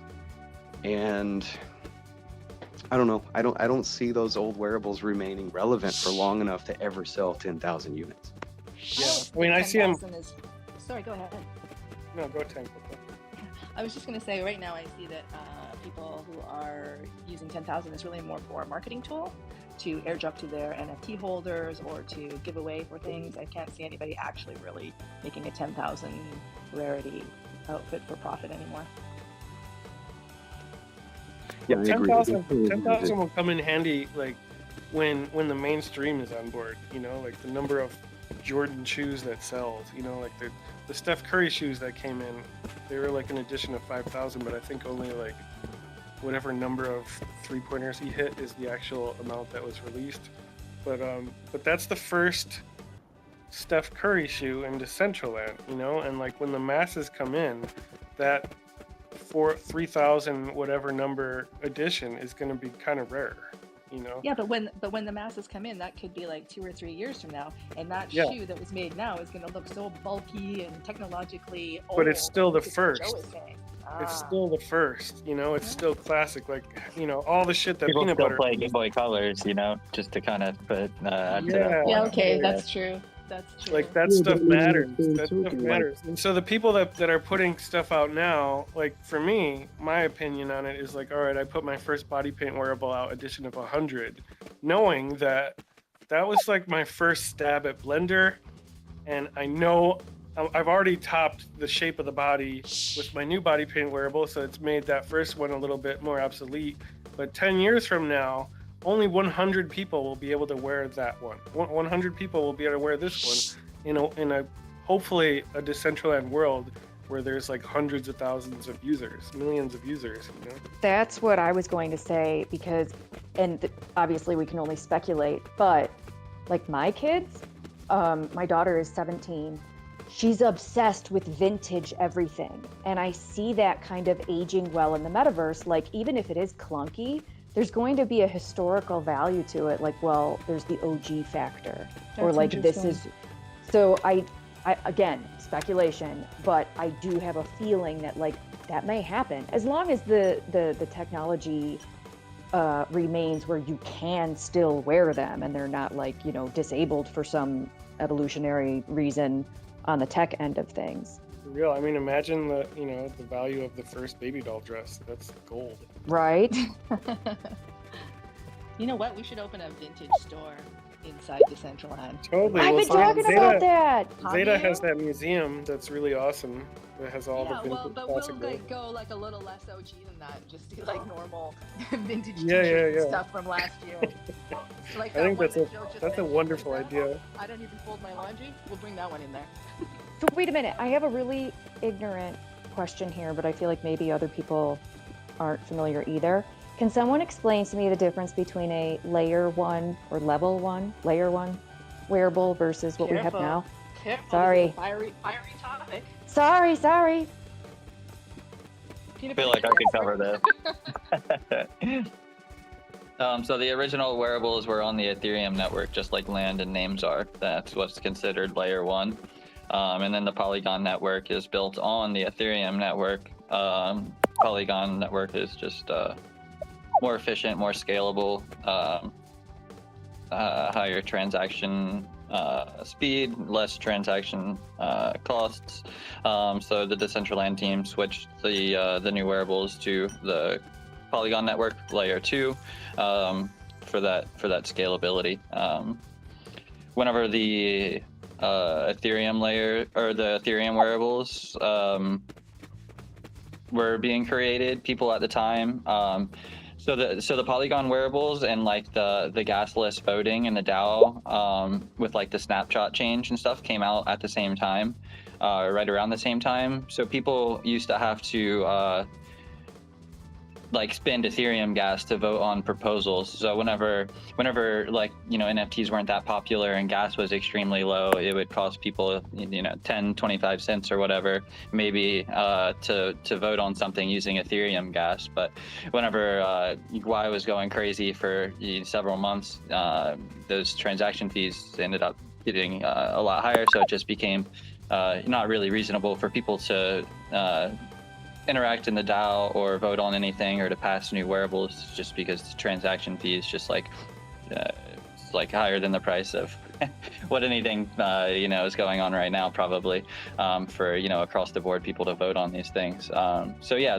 they switched to the gasless voting in the DAO with the snapshot change, and then switched the wearables to the Polygon network. So Got it. a little bit of Decentraland history there. Thank you. But am I wrong in thinking that like there is sort of an increased desire for those layer 1 wearables solely because it means something? It's historical, it's vintage, if you want to go with that word. So that, I mean, layer 1 wearables is what got me attached to the space and to NFTs and into like fashion in the real world as well. So to me personally, layer 1 wearables have higher sentimental value just because that's what I got attached to, like in the space. Like me and Zeta used to spend like hours nonstop on OpenSea just digging through literally every single item. We'd be like, have you seen this one? And then we would like see how many, like if there was like 100 mint, that only like 18 of them were minted, and then like, you know, certain mints would be halted, and what items were like more rare than other items because of that. And like yeah, we were just like huge nerds about it for like the first couple months that we both joined the space together. And no, those were some of the funnest times like in the space for me. So I definitely think that other people probably have same experiences and the same feelings. that's awesome. And so someone like, you know, the up and coming wave of people coming into Decentraland who didn't experience it firsthand, but understand that like, ooh, this means something, like owning something so rare and, you know, highly coveted by the original players. Like, I think that ages well. And I think that there's a just in the sorry. No, in the go NFT space in general, it seems like Ethereum wearables have more significance to collectors. Polygon is starting to take off a bit. So is Solana, Avalanche, a couple other networks. But yeah, there's definitely just like a bunch of ETH maxis out there. So just that part of the, you know, collector perspective, I guess, is definitely a thing as well. That's just happens in the NFT space. So just more speculation to add on top of it. Yeah, really. I just think that it's an interesting thing to kind of like hold in our heads, like, you know, these will be vintage someday. And with the speed with which time passes in Web3, it's like, oh, some of these are already probably considered vintage. And I think that's a cool concept to keep in mind, you know, as things progress and as we're making wearables and keeping them limited. Like, you know, owning Rustan's original body paint, I feel like, damn, that's going to age well. You know, like something also neat, just random more history. Esteban, one of the founders of Decentraland, helped work on like the smart contract for NFTs for like Decentraland to be possible. So it's kind of interesting that like land and some of these things are some of like like the first NFTs built on like the ERC 721 standard that they are on now. That's so fascinating. So here's another thing that might stir up some conversation. Is it possible that someday there might be secondary royalties for creators on wearables? Because I think that would also justify a higher entry fee if you knew if you're, you could also make money passively forever if there are secondary sales. You can do that. One of the wearable speakers could probably speak on that better than me. I think Orange was speaking up, so No worries. Yeah, I was just saying. I think they definitely implemented that. I think at the end of last year, maybe the beginning of this year, I noticed some royalty sales. It's unfortunate that they didn't do that from the beginning. Because my royalties are like 1.2 mana or something like that. And I've had a few wearables, particularly like one of the Halloween wearables that I did, sold for a couple hundred mana, and then I noticed there was a secondary sale on it for like 666 mana. So, wow, that guy got like more than double his money off that one. And the royalties went to Decentraland, but that was part of the deal early on. Like that was just sort of what you agreed to. That's sort of what it was. That was a part of like. That was our contribution to maintaining, I perceived it as our contribution to maintaining Mana Price, to maintaining, the platform that's helping us to, make a little bit of money, to make our art not worth doing. At the time, the funds would be going back into the DAO, which would go back into, people getting accepted from proposals and stuff like that. So it kind of would create, a bit of like a recycle and the mana, but the same thing happens whenever the money goes back to the creators. It's still just helping fun. I had to take my dog out a moment ago, so I lost the audio. I wasn't sure if I could talk or not while I was outside, but you guys were talking about the L1 and L2 wearables, and I feel like that ties back into what I was saying a moment ago about the expansion of the limits, which we haven't done yet, but I mean, it's inevitable, right? If you want to stay relevant, we're going to have to expand the limitations at some point. We're going to have to, push Decentraland to be a little bit more, more graphic intensive. And when that happens, it's already happening. You look at the old Layer 1 wearables, and I can't tell you the last time I saw or I noticed, right? I'm sure I've seen it, but I can't tell you the last time I noticed someone wearing a Layer 1 wearable. And I feel like attaching the voting power to those wearables is a way to keep, you have like a historical district in town, right? I mean, they don't just tear down those old buildings.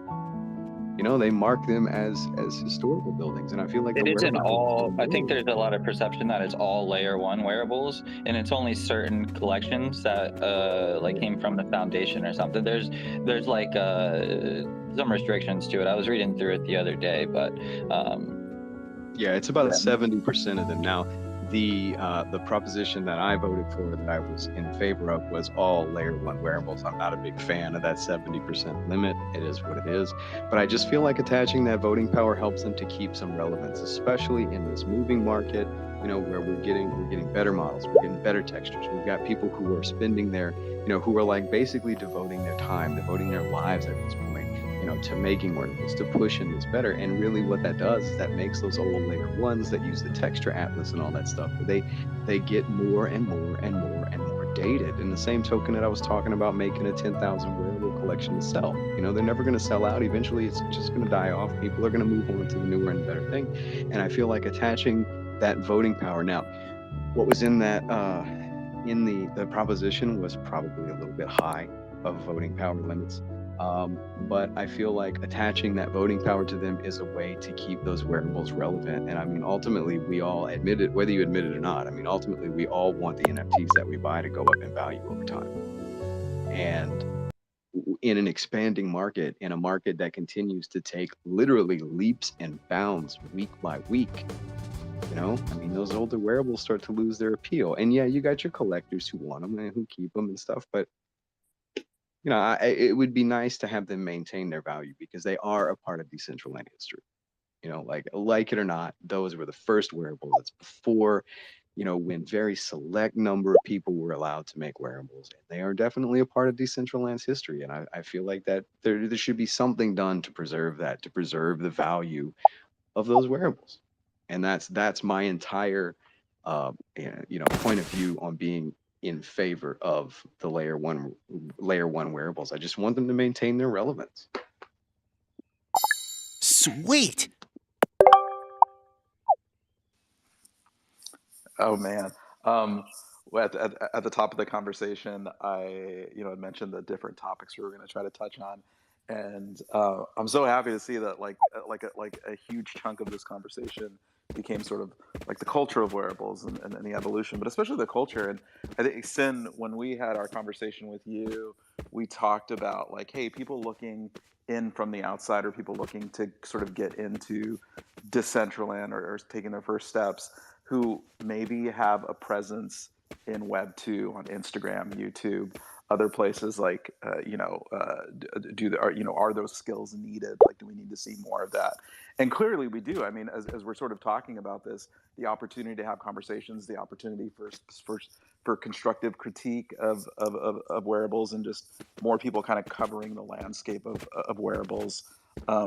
It's clear that there is a very good, extensive conversation that's taking place, an opportunity, which is why also for brands who are looking in, or brands maybe who are even listening, or even marketers who are listening, this is why it's so important to partner with the right person if you are looking to take a step into Decentraland, and wearables are a big part of your plan. Like, you have to partner with an experienced person who knows what they're doing, who understands the landscape, who understands the evolution, because it's not just, making something that works.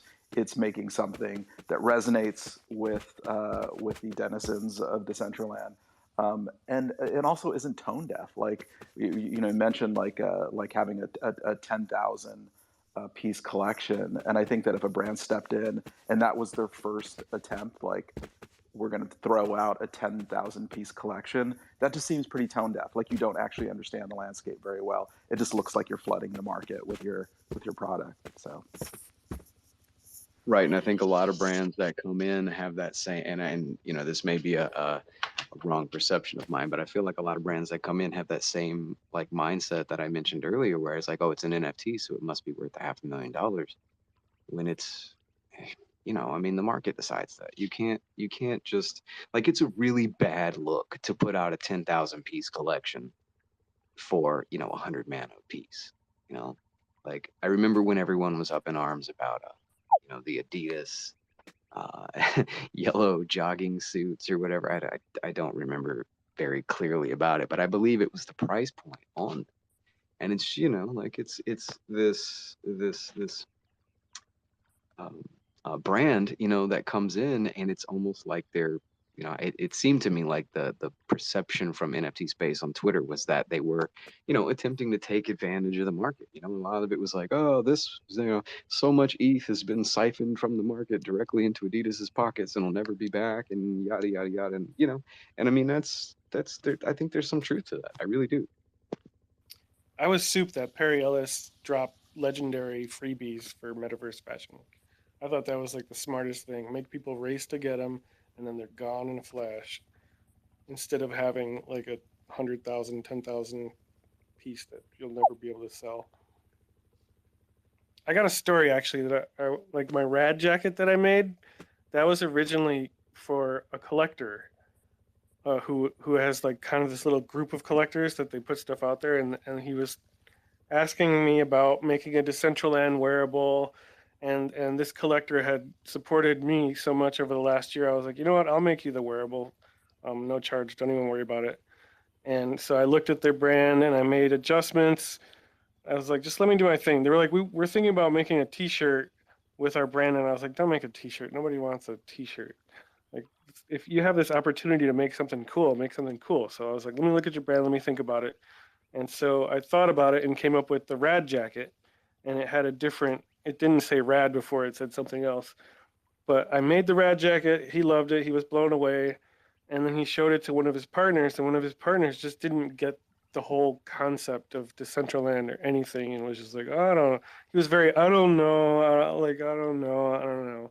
And that turned me off big time. Like, you know me, I like to do things for myself. I don't really care much about working for brands or anybody else, but this was kind of a gift.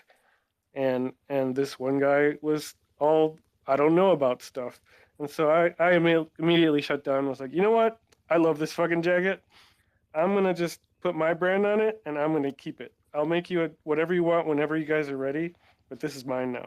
And so I immediately put out the rad jacket, and I was souped on that, because as I was making it, I was like, damn, I want this. I was almost happy that the guy was like kicking rocks over Decentraland, because he has no idea the potential. Yeah. Yeah, there's a lot to be said for taking the advice of, I had an experience like that with Fashion Week as well. I'm not going to mention the designer's name. I did work for several designers for Made of Fashion Week, but it was one particular designer that was just dead set on, I'm an Italian designer, and I legitimately think that this person just meant that they were a designer who lived in Italy, because the plans that they gave us, the details that they gave us for the wearables that they wanted were just pardon the expression, but they were just piss poor. That, Kid Super gave us photos of what he had. You know what I mean? Like, he gave us legitimate products. He was like, "This is what we want." And if you guys have seen those wearables, I'm very proud of those wearables. They came out really well because he provided us with what we needed to create what he wanted. Whereas this other designer seemed as though they just wanted me to work on something, and then they wanted to look at it at the end of the day and say, "Oh no, I don't like that. Do something else." But it was almost like they wanted me to design the wearable for them, and just design something until I made something that they were happy with. And it's just like they didn't want to take any advice. They didn't want to take any thoughts. Like, look, I've been here for, I am 2 days away from the first sale of, one of my Decentraland NFTs. It was a build. And I've been here for a while, kind of seen what's going on. I've talked to people. Like, I have a little bit of experience here. And it was a combination of, I was very done with this wearable designer. Like, I was seriously about to walk away, because the designs that she were giving us were so vague. And then, the things that we as creators know about the space, that we as creators have trial and errored about the space. She's like, "Oh no, just like basically like, oh, just fuck you. I live in Italy." And I'm just like, well, okay, why did you even come to me to do this? Yeah, I honestly don't know why you subject yourself to that. I understand that you can make money from it, but for me, like, now is a greater time than ever to like do your own thing and profit from it. And like, just the micromanagement and just brands hovering over people, to me, is a thing of the past. I think the brands need us more than we need them for the first time ever. And now is the time to really just make your art, do your thing, and make profit from it.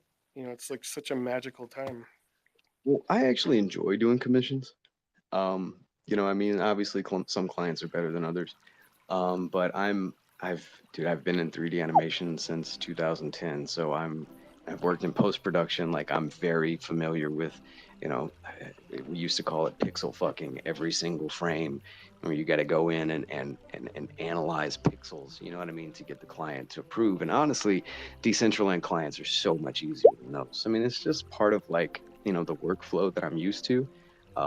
Additionally, there's something to be said for designing something for somebody, and then just like, okay, now it's your responsibility to go and sell it. You know what I mean? There's a lot of stress off. So I don't know. I like doing commissions. I like doing my own work as well, but I do enjoy doing commissions.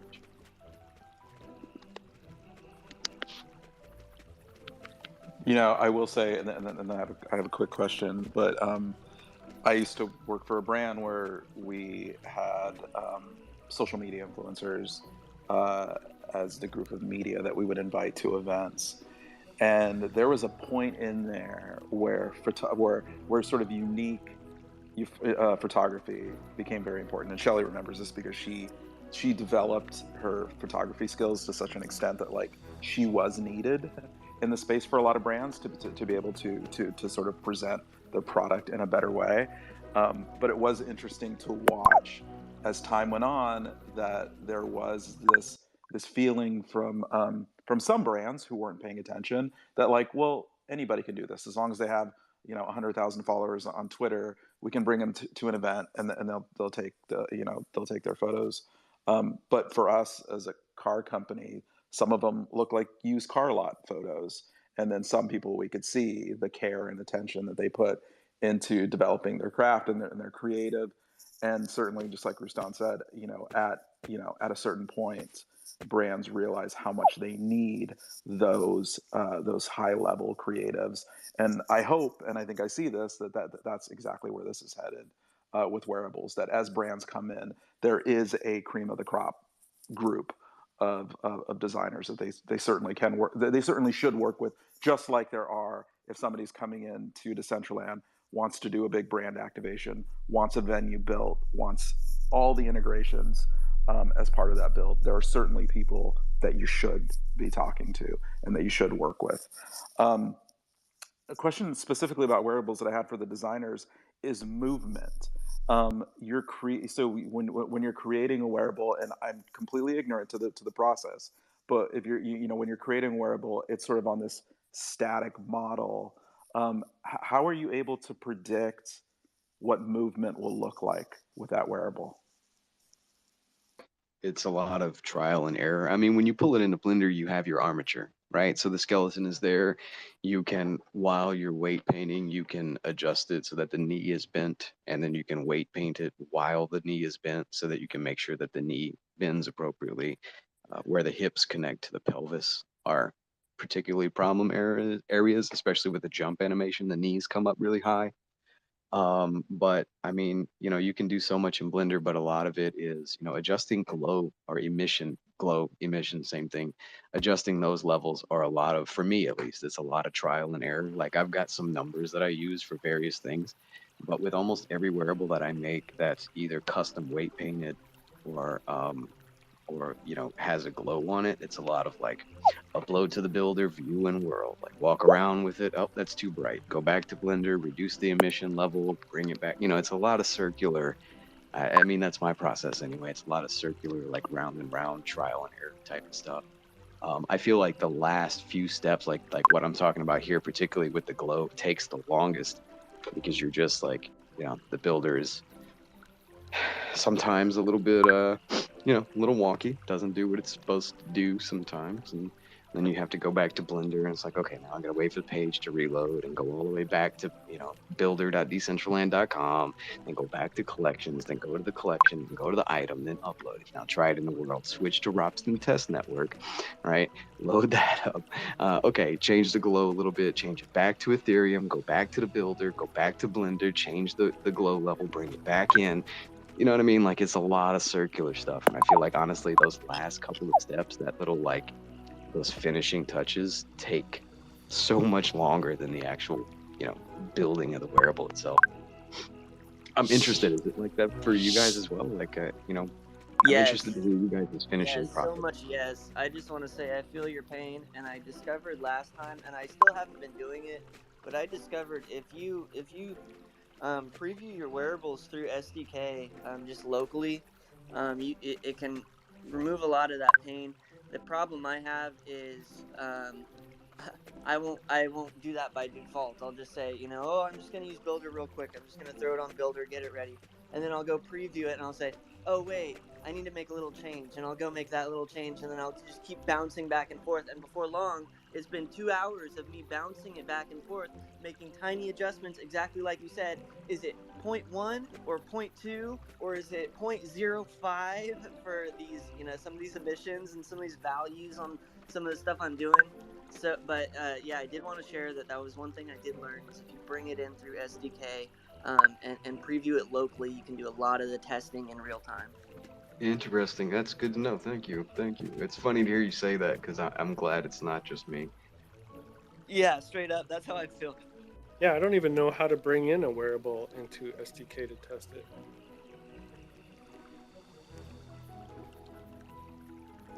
I've never tried, so I'm not 100% on it either, but I'm sure I could figure it out. It's similar. It's very similar to loading up a piece of land. Oh yeah, so you basically upload a GLB basically, and then. Yeah. But how do you make it a moat? How do you what? Make it a moat. Can you hear me? Yeah, that's a good question. I don't know, because I've only done it once. I did it once and I was like, wow, and then I just keep using the builder because I've only got SDK set up on my laptop, and lately I've been using my desktop a lot.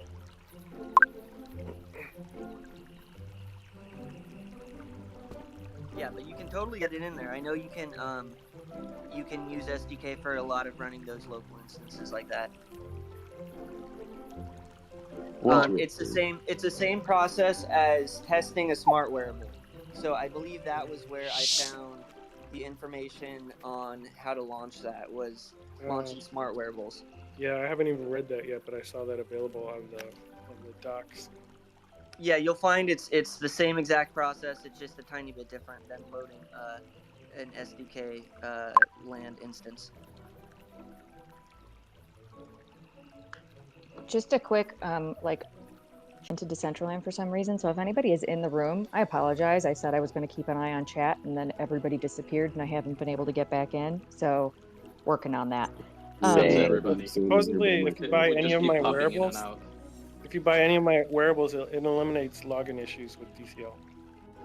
Did you crash, or you just can't see people? DG just keeps disappearing. It just keeps resetting for some reason. It's done it to me already 5 times. Okay, I was in there, and then everybody would disappear, and I was like, I can't. The band room can't be empty. Like, there's got to be at least a couple people in here. And then I would see chats come through, and then bam, I'm gone. And so now I'm trying to reload, and it just won't let me in. Sometimes what it'll do is put you. Sometimes what it'll do too, even if you're in the right realm, is put you into a different island, and then you won't see people. What I find useful sometimes is just opening up the little realm UI in the settings, and then just jumping to like literally whatever other realm, and then back to like the main one that people are on. And then most of the times, it'll put you in the proper island as well. But it's most of the time. Awesome, thank you. So John, I don't know, and Tang, I don't know how much more time you guys have, and thank you so much for being here, all of you. I just have a quick question, and we can pivot from this topic if no one's interested in talking about it, but like, how do you best market your wearables once they're out? I'm probably not the best person to talk about this, as a lot of my wearables never hit the market. I do it exclusively for baby dolls. But I think a successful one that Joe and I did would have been the bikinis. And how we marketed them, we just hung out at Casa Rustan's place. I mean, I think it's probably easy to market a bikini, especially when it was the first one on the market. And then, I feel like a little video goes a long way. After Effects. Definitely, Joe makes incredible. Between After Effects and YouTube, you can pretty much do any sort of 2D animation that you really want to do. I end up pretty much everything that I make pretty much everything that I release, I make a little video to go along with it. And I mean, I have to assume that helps, because that's most of the marketing that I do. You know, between that and a few giveaways to, you know, people that are going places, or, you know, people that are seen around frequently. Hey, check out this new thing I made, and they kind of wear it around. So between that and the video, that's pretty much my marketing strategy. I mean, I just crashed True yesterday and sold a bunch just being at True naked. But actually, Peanut Butter, like I hope they install this at some point. Like, I know we can click on a character and look at their collectibles, but I'm dying for to be able to link to the marketplace. Yes. That's like gold. Yeah, I know it's definitely been talked about, but yeah, I'll definitely mention it again. If anybody has like or wants to message me, just like any just like, yeah, user-friendly requests, and just like things like that just like just kind of like no-brainer things that aren't being done. Like if things like, I don't know, it just makes sense that should be a thing. Like you go in there, you see the item, it's just like, oh, let me click it and go here, but it doesn't do it.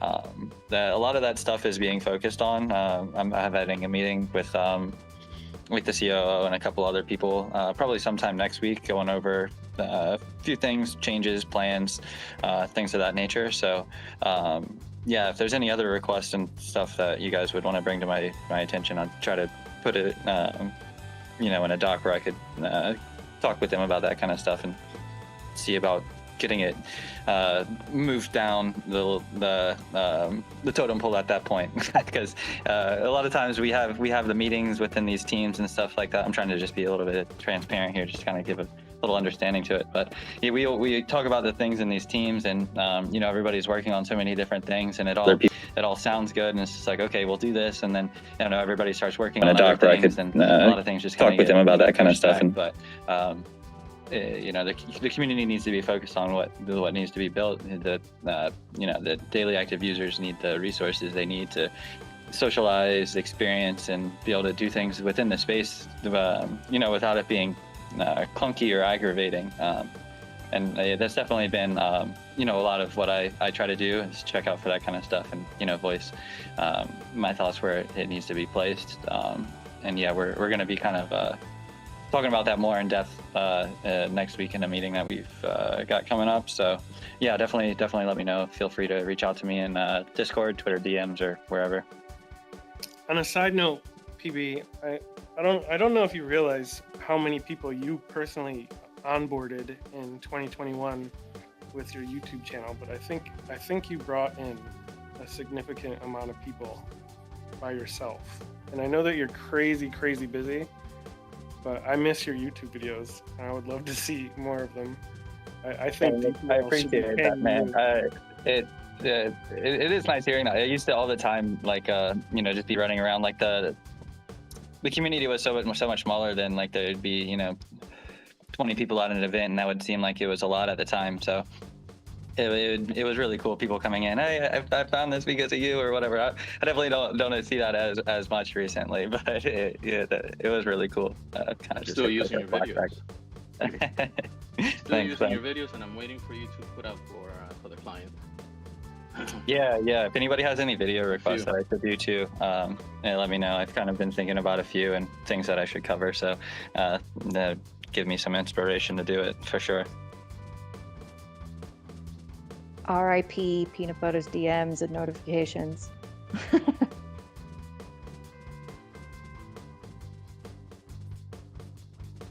Well, we are almost at 2.5 hours.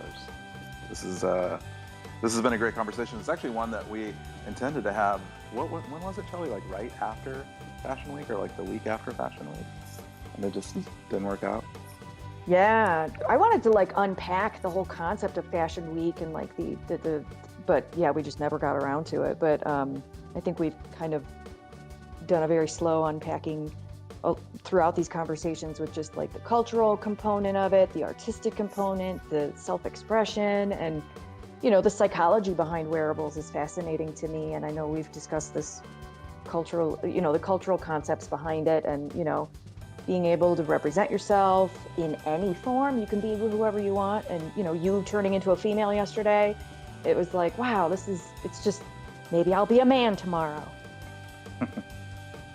Yes, I was saying at the top that it was very freeing. It was a wonderful experience for like the 48 hours that I was a female avatar. It gave me an opportunity to try on some wearables that I had not tried on previously, or to try them as a female versus a male. It was just it was nice. It was kind of like it felt like a break, but it also felt new. I don't know. It was an interesting 48 hours. Shelly, please don't do that. But wait a minute. I think this is a fun conversation to have for many people.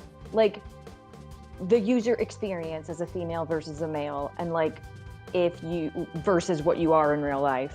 or what you identify as. Like, I know Dino was like, wow, I feel like people were nicer to me, or they stood closer to me as a female versus when I'm the man in the corner. And so I just think it's a very funny, like, again, the psychology behind all of this entire experience. But Dino, can you speak to a little bit on that? Yeah, my ass looked better. That's all it was. That does get a little more attention.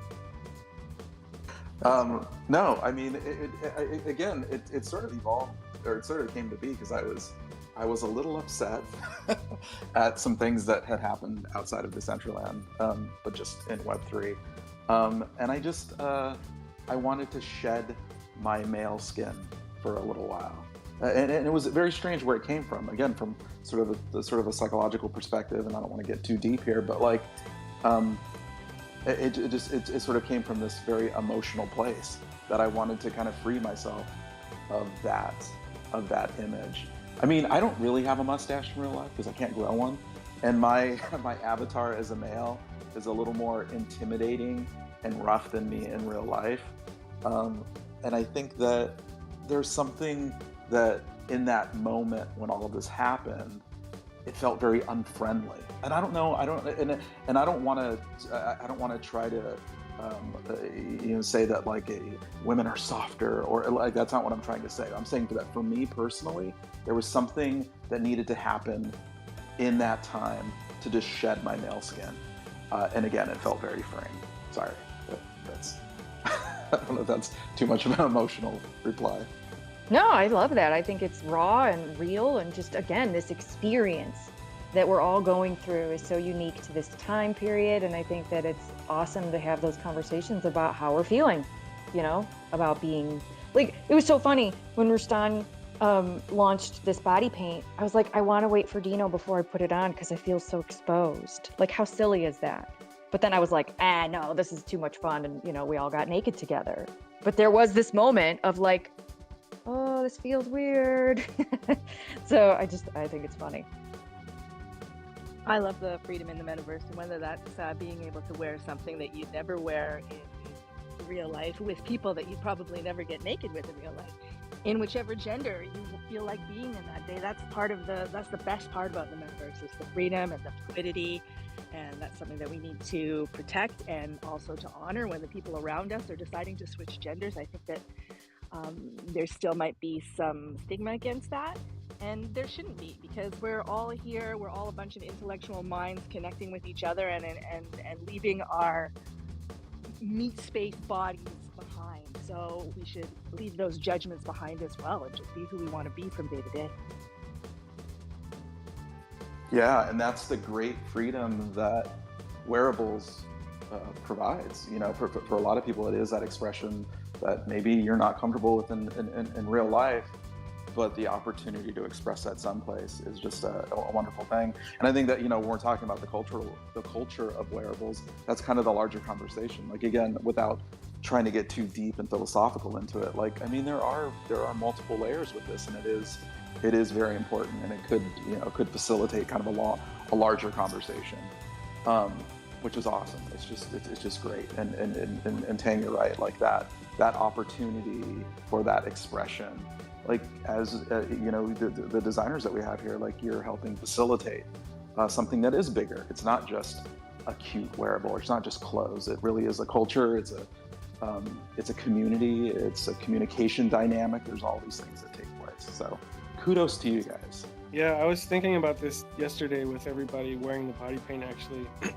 Like, all the years I've been body painting, I've painted thousands of people. And with social media and stuff, I've run into so many people that say things like, oh, I wish I was comfortable enough to let you paint me. I would love to be painted by you. Or maybe they're too far away. They live in another country and we can't get together and they want to be painted, you know?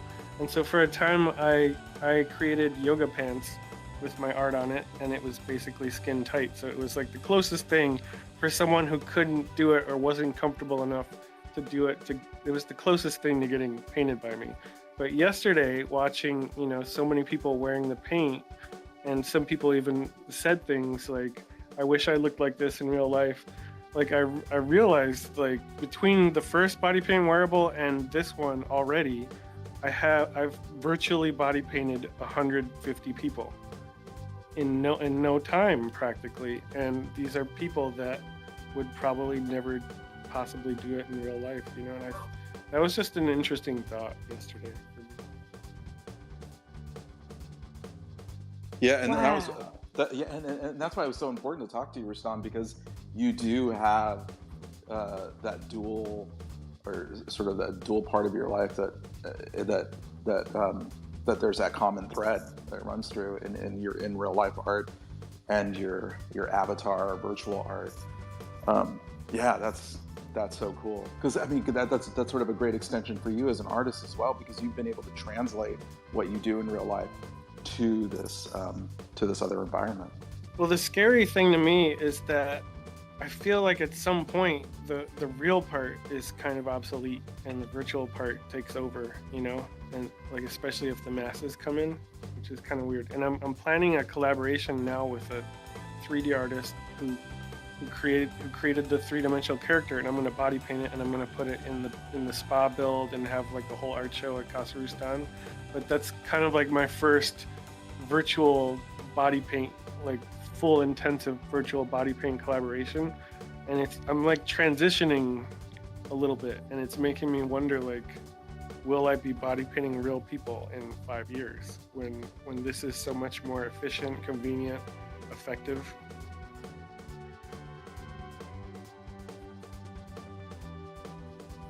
Yeah, that sort of, yeah, I mean, you just don't know, right? Like when you know, even when you say like when the masses come in, I think that's such an unknown element, or exactly what the reaction's going to be, or what the conversations are going to look like. And it's like we've been talking about during these sort of 9 weeks of conversations, onboarding, bridging people over, getting the community bigger, having more voices and understanding. So when those masses are there, there's sort of a collective understanding, or a collective conversation. It's just going to be great to see. Well, Shelly, how are we doing on time for you? I mean, I'm good. If anybody has more points to bring up, we're happy to have that, have more, or wow, maybe I'm not doing that well. Yeah, I mean, how's everybody else doing? I'm doing fine.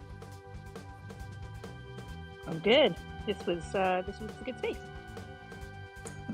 I'm chilling. I was thinking of something as Rustam was speaking, and I totally forgot now. Happy to be here.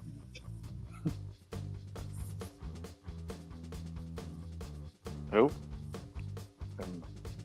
The awkward silence. This just in, the squares are back in Decentraland chat. Because I just tried to make the heart, and now it's the square 3. Box So- 3. I wish they would fix that and let us love each other again. Peanut butter. I kind of like the Hearts. square 3 better than the empty space, though. So at least we have square 3 back. Hey, I also kind of hate how I have to press B before the number to emote. Makes it hard to spend. You know what I'm talking about? I Yeah, do. Oh, we I know. do. Dino hates that. He's very upset about it. He probably won't talk about it, but he's very angry. Wait, the what? Wait, I feel like there's a point to it, though. Like I think at some point each parcel will be able to program their own emotes. It might even be doable now, where Well, they're talking about NFT emotes, so you have your emote wheel, but I would just like to be able to set that in my inventory, 1 through 0, as opposed to Yeah. pulling up the wheel every time. yeah. I mean, you could if you press and hold B, and then you just push 1, 2, 3, 4, 5, or whatever. It's the same as it used to be. You just have to press and hold B, and then you could press B and then hit E to open up the emote menu, and then you could change the bindings to each of the numbers. Wasn't Okay, at that holding B is 420 better party? than spinning back and forth. At Say that what? full- Who's speaking? I didn't hear what Orange said, because y'all were both going at the same time. Sorry. Oh, I just said holding B is a little better than spamming back and forth. I didn't know that. How many times you Oh, type yeah. that into the chat too? All the time, especially the Rovies. I always type in B1 to the chat and send it. I'm like, oh shit. Yeah. With the 420 party that happened at Zeta's place, and we had the spaceships, and I think didn't we just have to press 3 to create the smoke cloud? Like that was pre-programmed in the build, where you Press 4, but yeah. 4, right? Yeah. So like, I thought that was pretty cool. So that means that somehow you can program emotes within the build and not have to hold B. Hey, Madamus is here. He's listening. I was just Are going you to able say to that. come up? Get up here, Anonymous. Tell us how it works. I wonder if it's essentially the same thing as key binding to like ENF.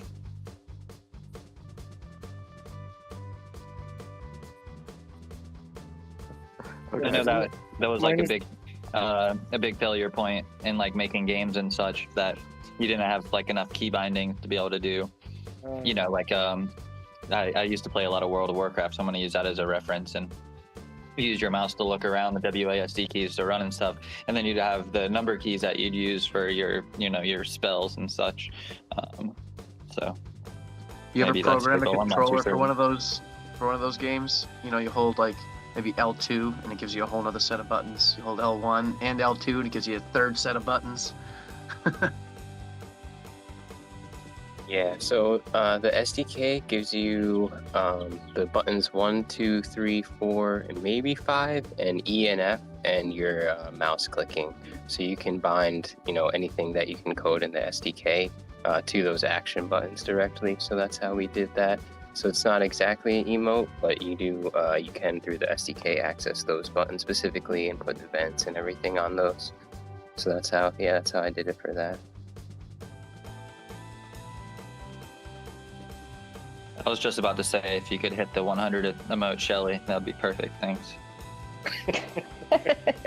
And the other thing is also, if you have the SDK downloaded, Rustan, and you do DCL init, one of the templates that they offer is for smart wearables.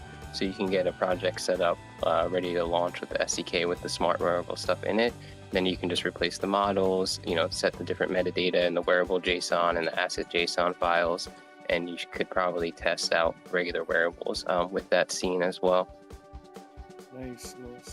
I'll check that out. Thank you, Madamus. That's actually a brilliant idea. Instead of having to hop into the Robson network, you can just init on the smart wearable and test out all your gear there. Hell yeah. Yeah, right. Yeah. That's the other option. If you mint it on Ropsten and then you launch SDK with Enable Web3 and then you sign in with your wallet, and if you have it attached to your address there, then yeah, you can load your Ropsten wearables inside the local scene.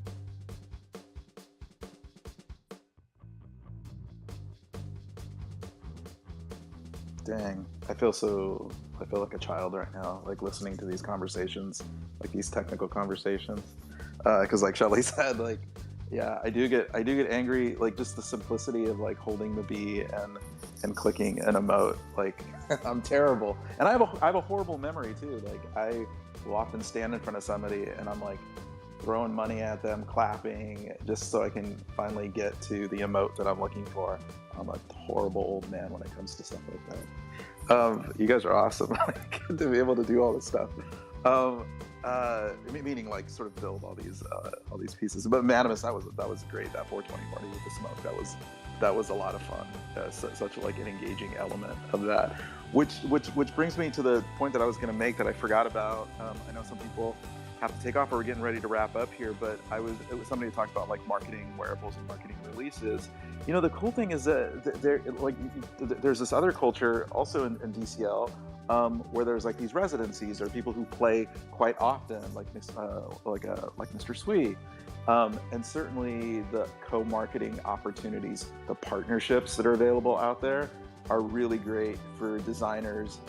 In some cases, like Wag Me Wednesday at the Dollhouse, right? Like the opportunity to talk about a potential partnership for your wearable release is just a smart way to go. Like there's a built-in audience, there's an opportunity to kind of capture a conversation that's already taking place, as long as you do it in a very like organic, an organic way that makes sense, partnering with either a musician or an event that's taking place. But there are certainly a lot of opportunities out there for people who are either emerging as designers or established designers for those release parties. And Rustan does a great job of that.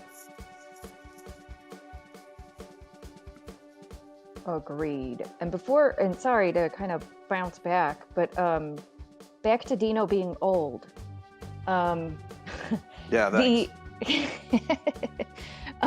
No, it brings up a good point, because I was more of a gamer. So like these little nuances, like, oh, press B plus a number doesn't do anything. You know, it doesn't stress me out. It's like, oh, okay, cool, I adapt. Bam, bam, bam. Because you're used to, you know, pushing buttons and programming your brain to just react that way. But with the new generation of people coming in that perhaps are not gamers, because again, we've discussed many times that Decentraland isn't a game, it's a social platform with gaming components. So I think it's an interesting concept to consider people like Dino who are not gamers at heart coming into this and might have a little more confusion. I have something that may be entertaining to add to that. When we did the Made a Fashion House build during Fashion Week, we built, they wanted a parkour, right? And they wanted the parkour to go up to a pool. So it was sort of an afterthought, and we had already built most of the build, and we had an empty area on both sides. And we're like, okay, well, what if we wanted, because you wanted tulips in the build, so we feel like, okay, so what if we make these really tall tulips that have water inside of it, right? Like a hot tub, like way up there. And the parkour requires you to jump onto the leaves of the tulips and sort of jump around to the next leaf and jump up to the petals and, you know, get up to the top that way. And my partner working on the build and I were like, yeah, I mean, like, it's the natural inclination of gamers, right? I mean, everybody tries to get as high in the build as they possibly can. Like, that should be a no-brainer. Well, when we opened it, fucking almost nobody found their way up to the pool. And they were like, where's the parkour? I'm like, well, you know, the parkour's up there. Like, the pools are up there. And they're like, well, how do you get there? And you're like, well, you go up to the roof and then you jump across to the next thing, and then you, like, you know, you parkour. Like, what do you mean? It was a really humorous lapse in communication. You know what I mean? Like, they weren't picking up on it. So I think you're right. I think that there are a lot of people that, you know, we, quote unquote, those of us who are gamers, kind of think of everybody that comes in that sort of has that same, like, you know, that same mindset, and that same, like, oh, of course they're going to jump up there. But that's apparently not the case. I think you're right. Well, you never know with people. When I built the dollhouse, we had made heart parkours on either side, and then we painstakingly made these so one was a little more challenging than the other, and we made the texture a certain way so that it would look this way and that way in the light, thinking that people were going to love these hearts, and barely anybody ever uses them. What I did not expect was that people were going to hang out in that hot tub at the very top all the time. So you just never know with people. Yeah, those right. hard things were impossible. When you showed me the build, I fully expected everyone to be up in the hot tub, because I mean, like I said, like, I feel like the natural inclination, my natural inclination, and a lot of people that I see playing Decentraland, they try to climb stuff. You know, like, you try to sky. You just go as high as you could go, or find out where you could jump off of, or stand on where you're not supposed to stand. Yeah, it's like the whole point. It's like trying to break it while you're there. I'm gonna squeeze through this collider. Can I get stuck behind this building in the fence? Exactly.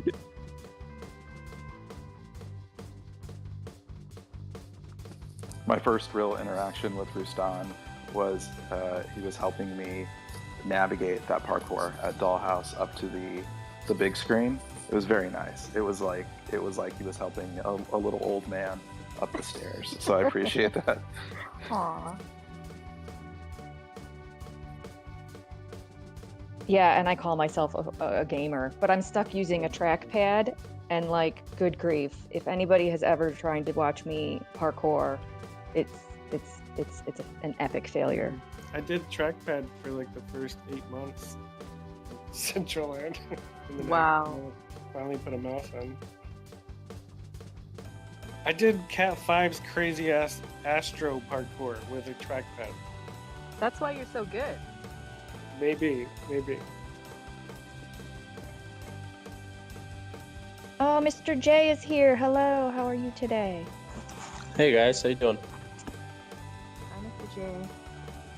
J. I do want to say that ever since the Tangpoko you added those hearts, I haven't used the elevator since. So yeah, it probably is user specific, but I use those hearts every single time. When I was saying this, I did think about you. Yeah. Well, there's the exception to the rule. There's Mr. J.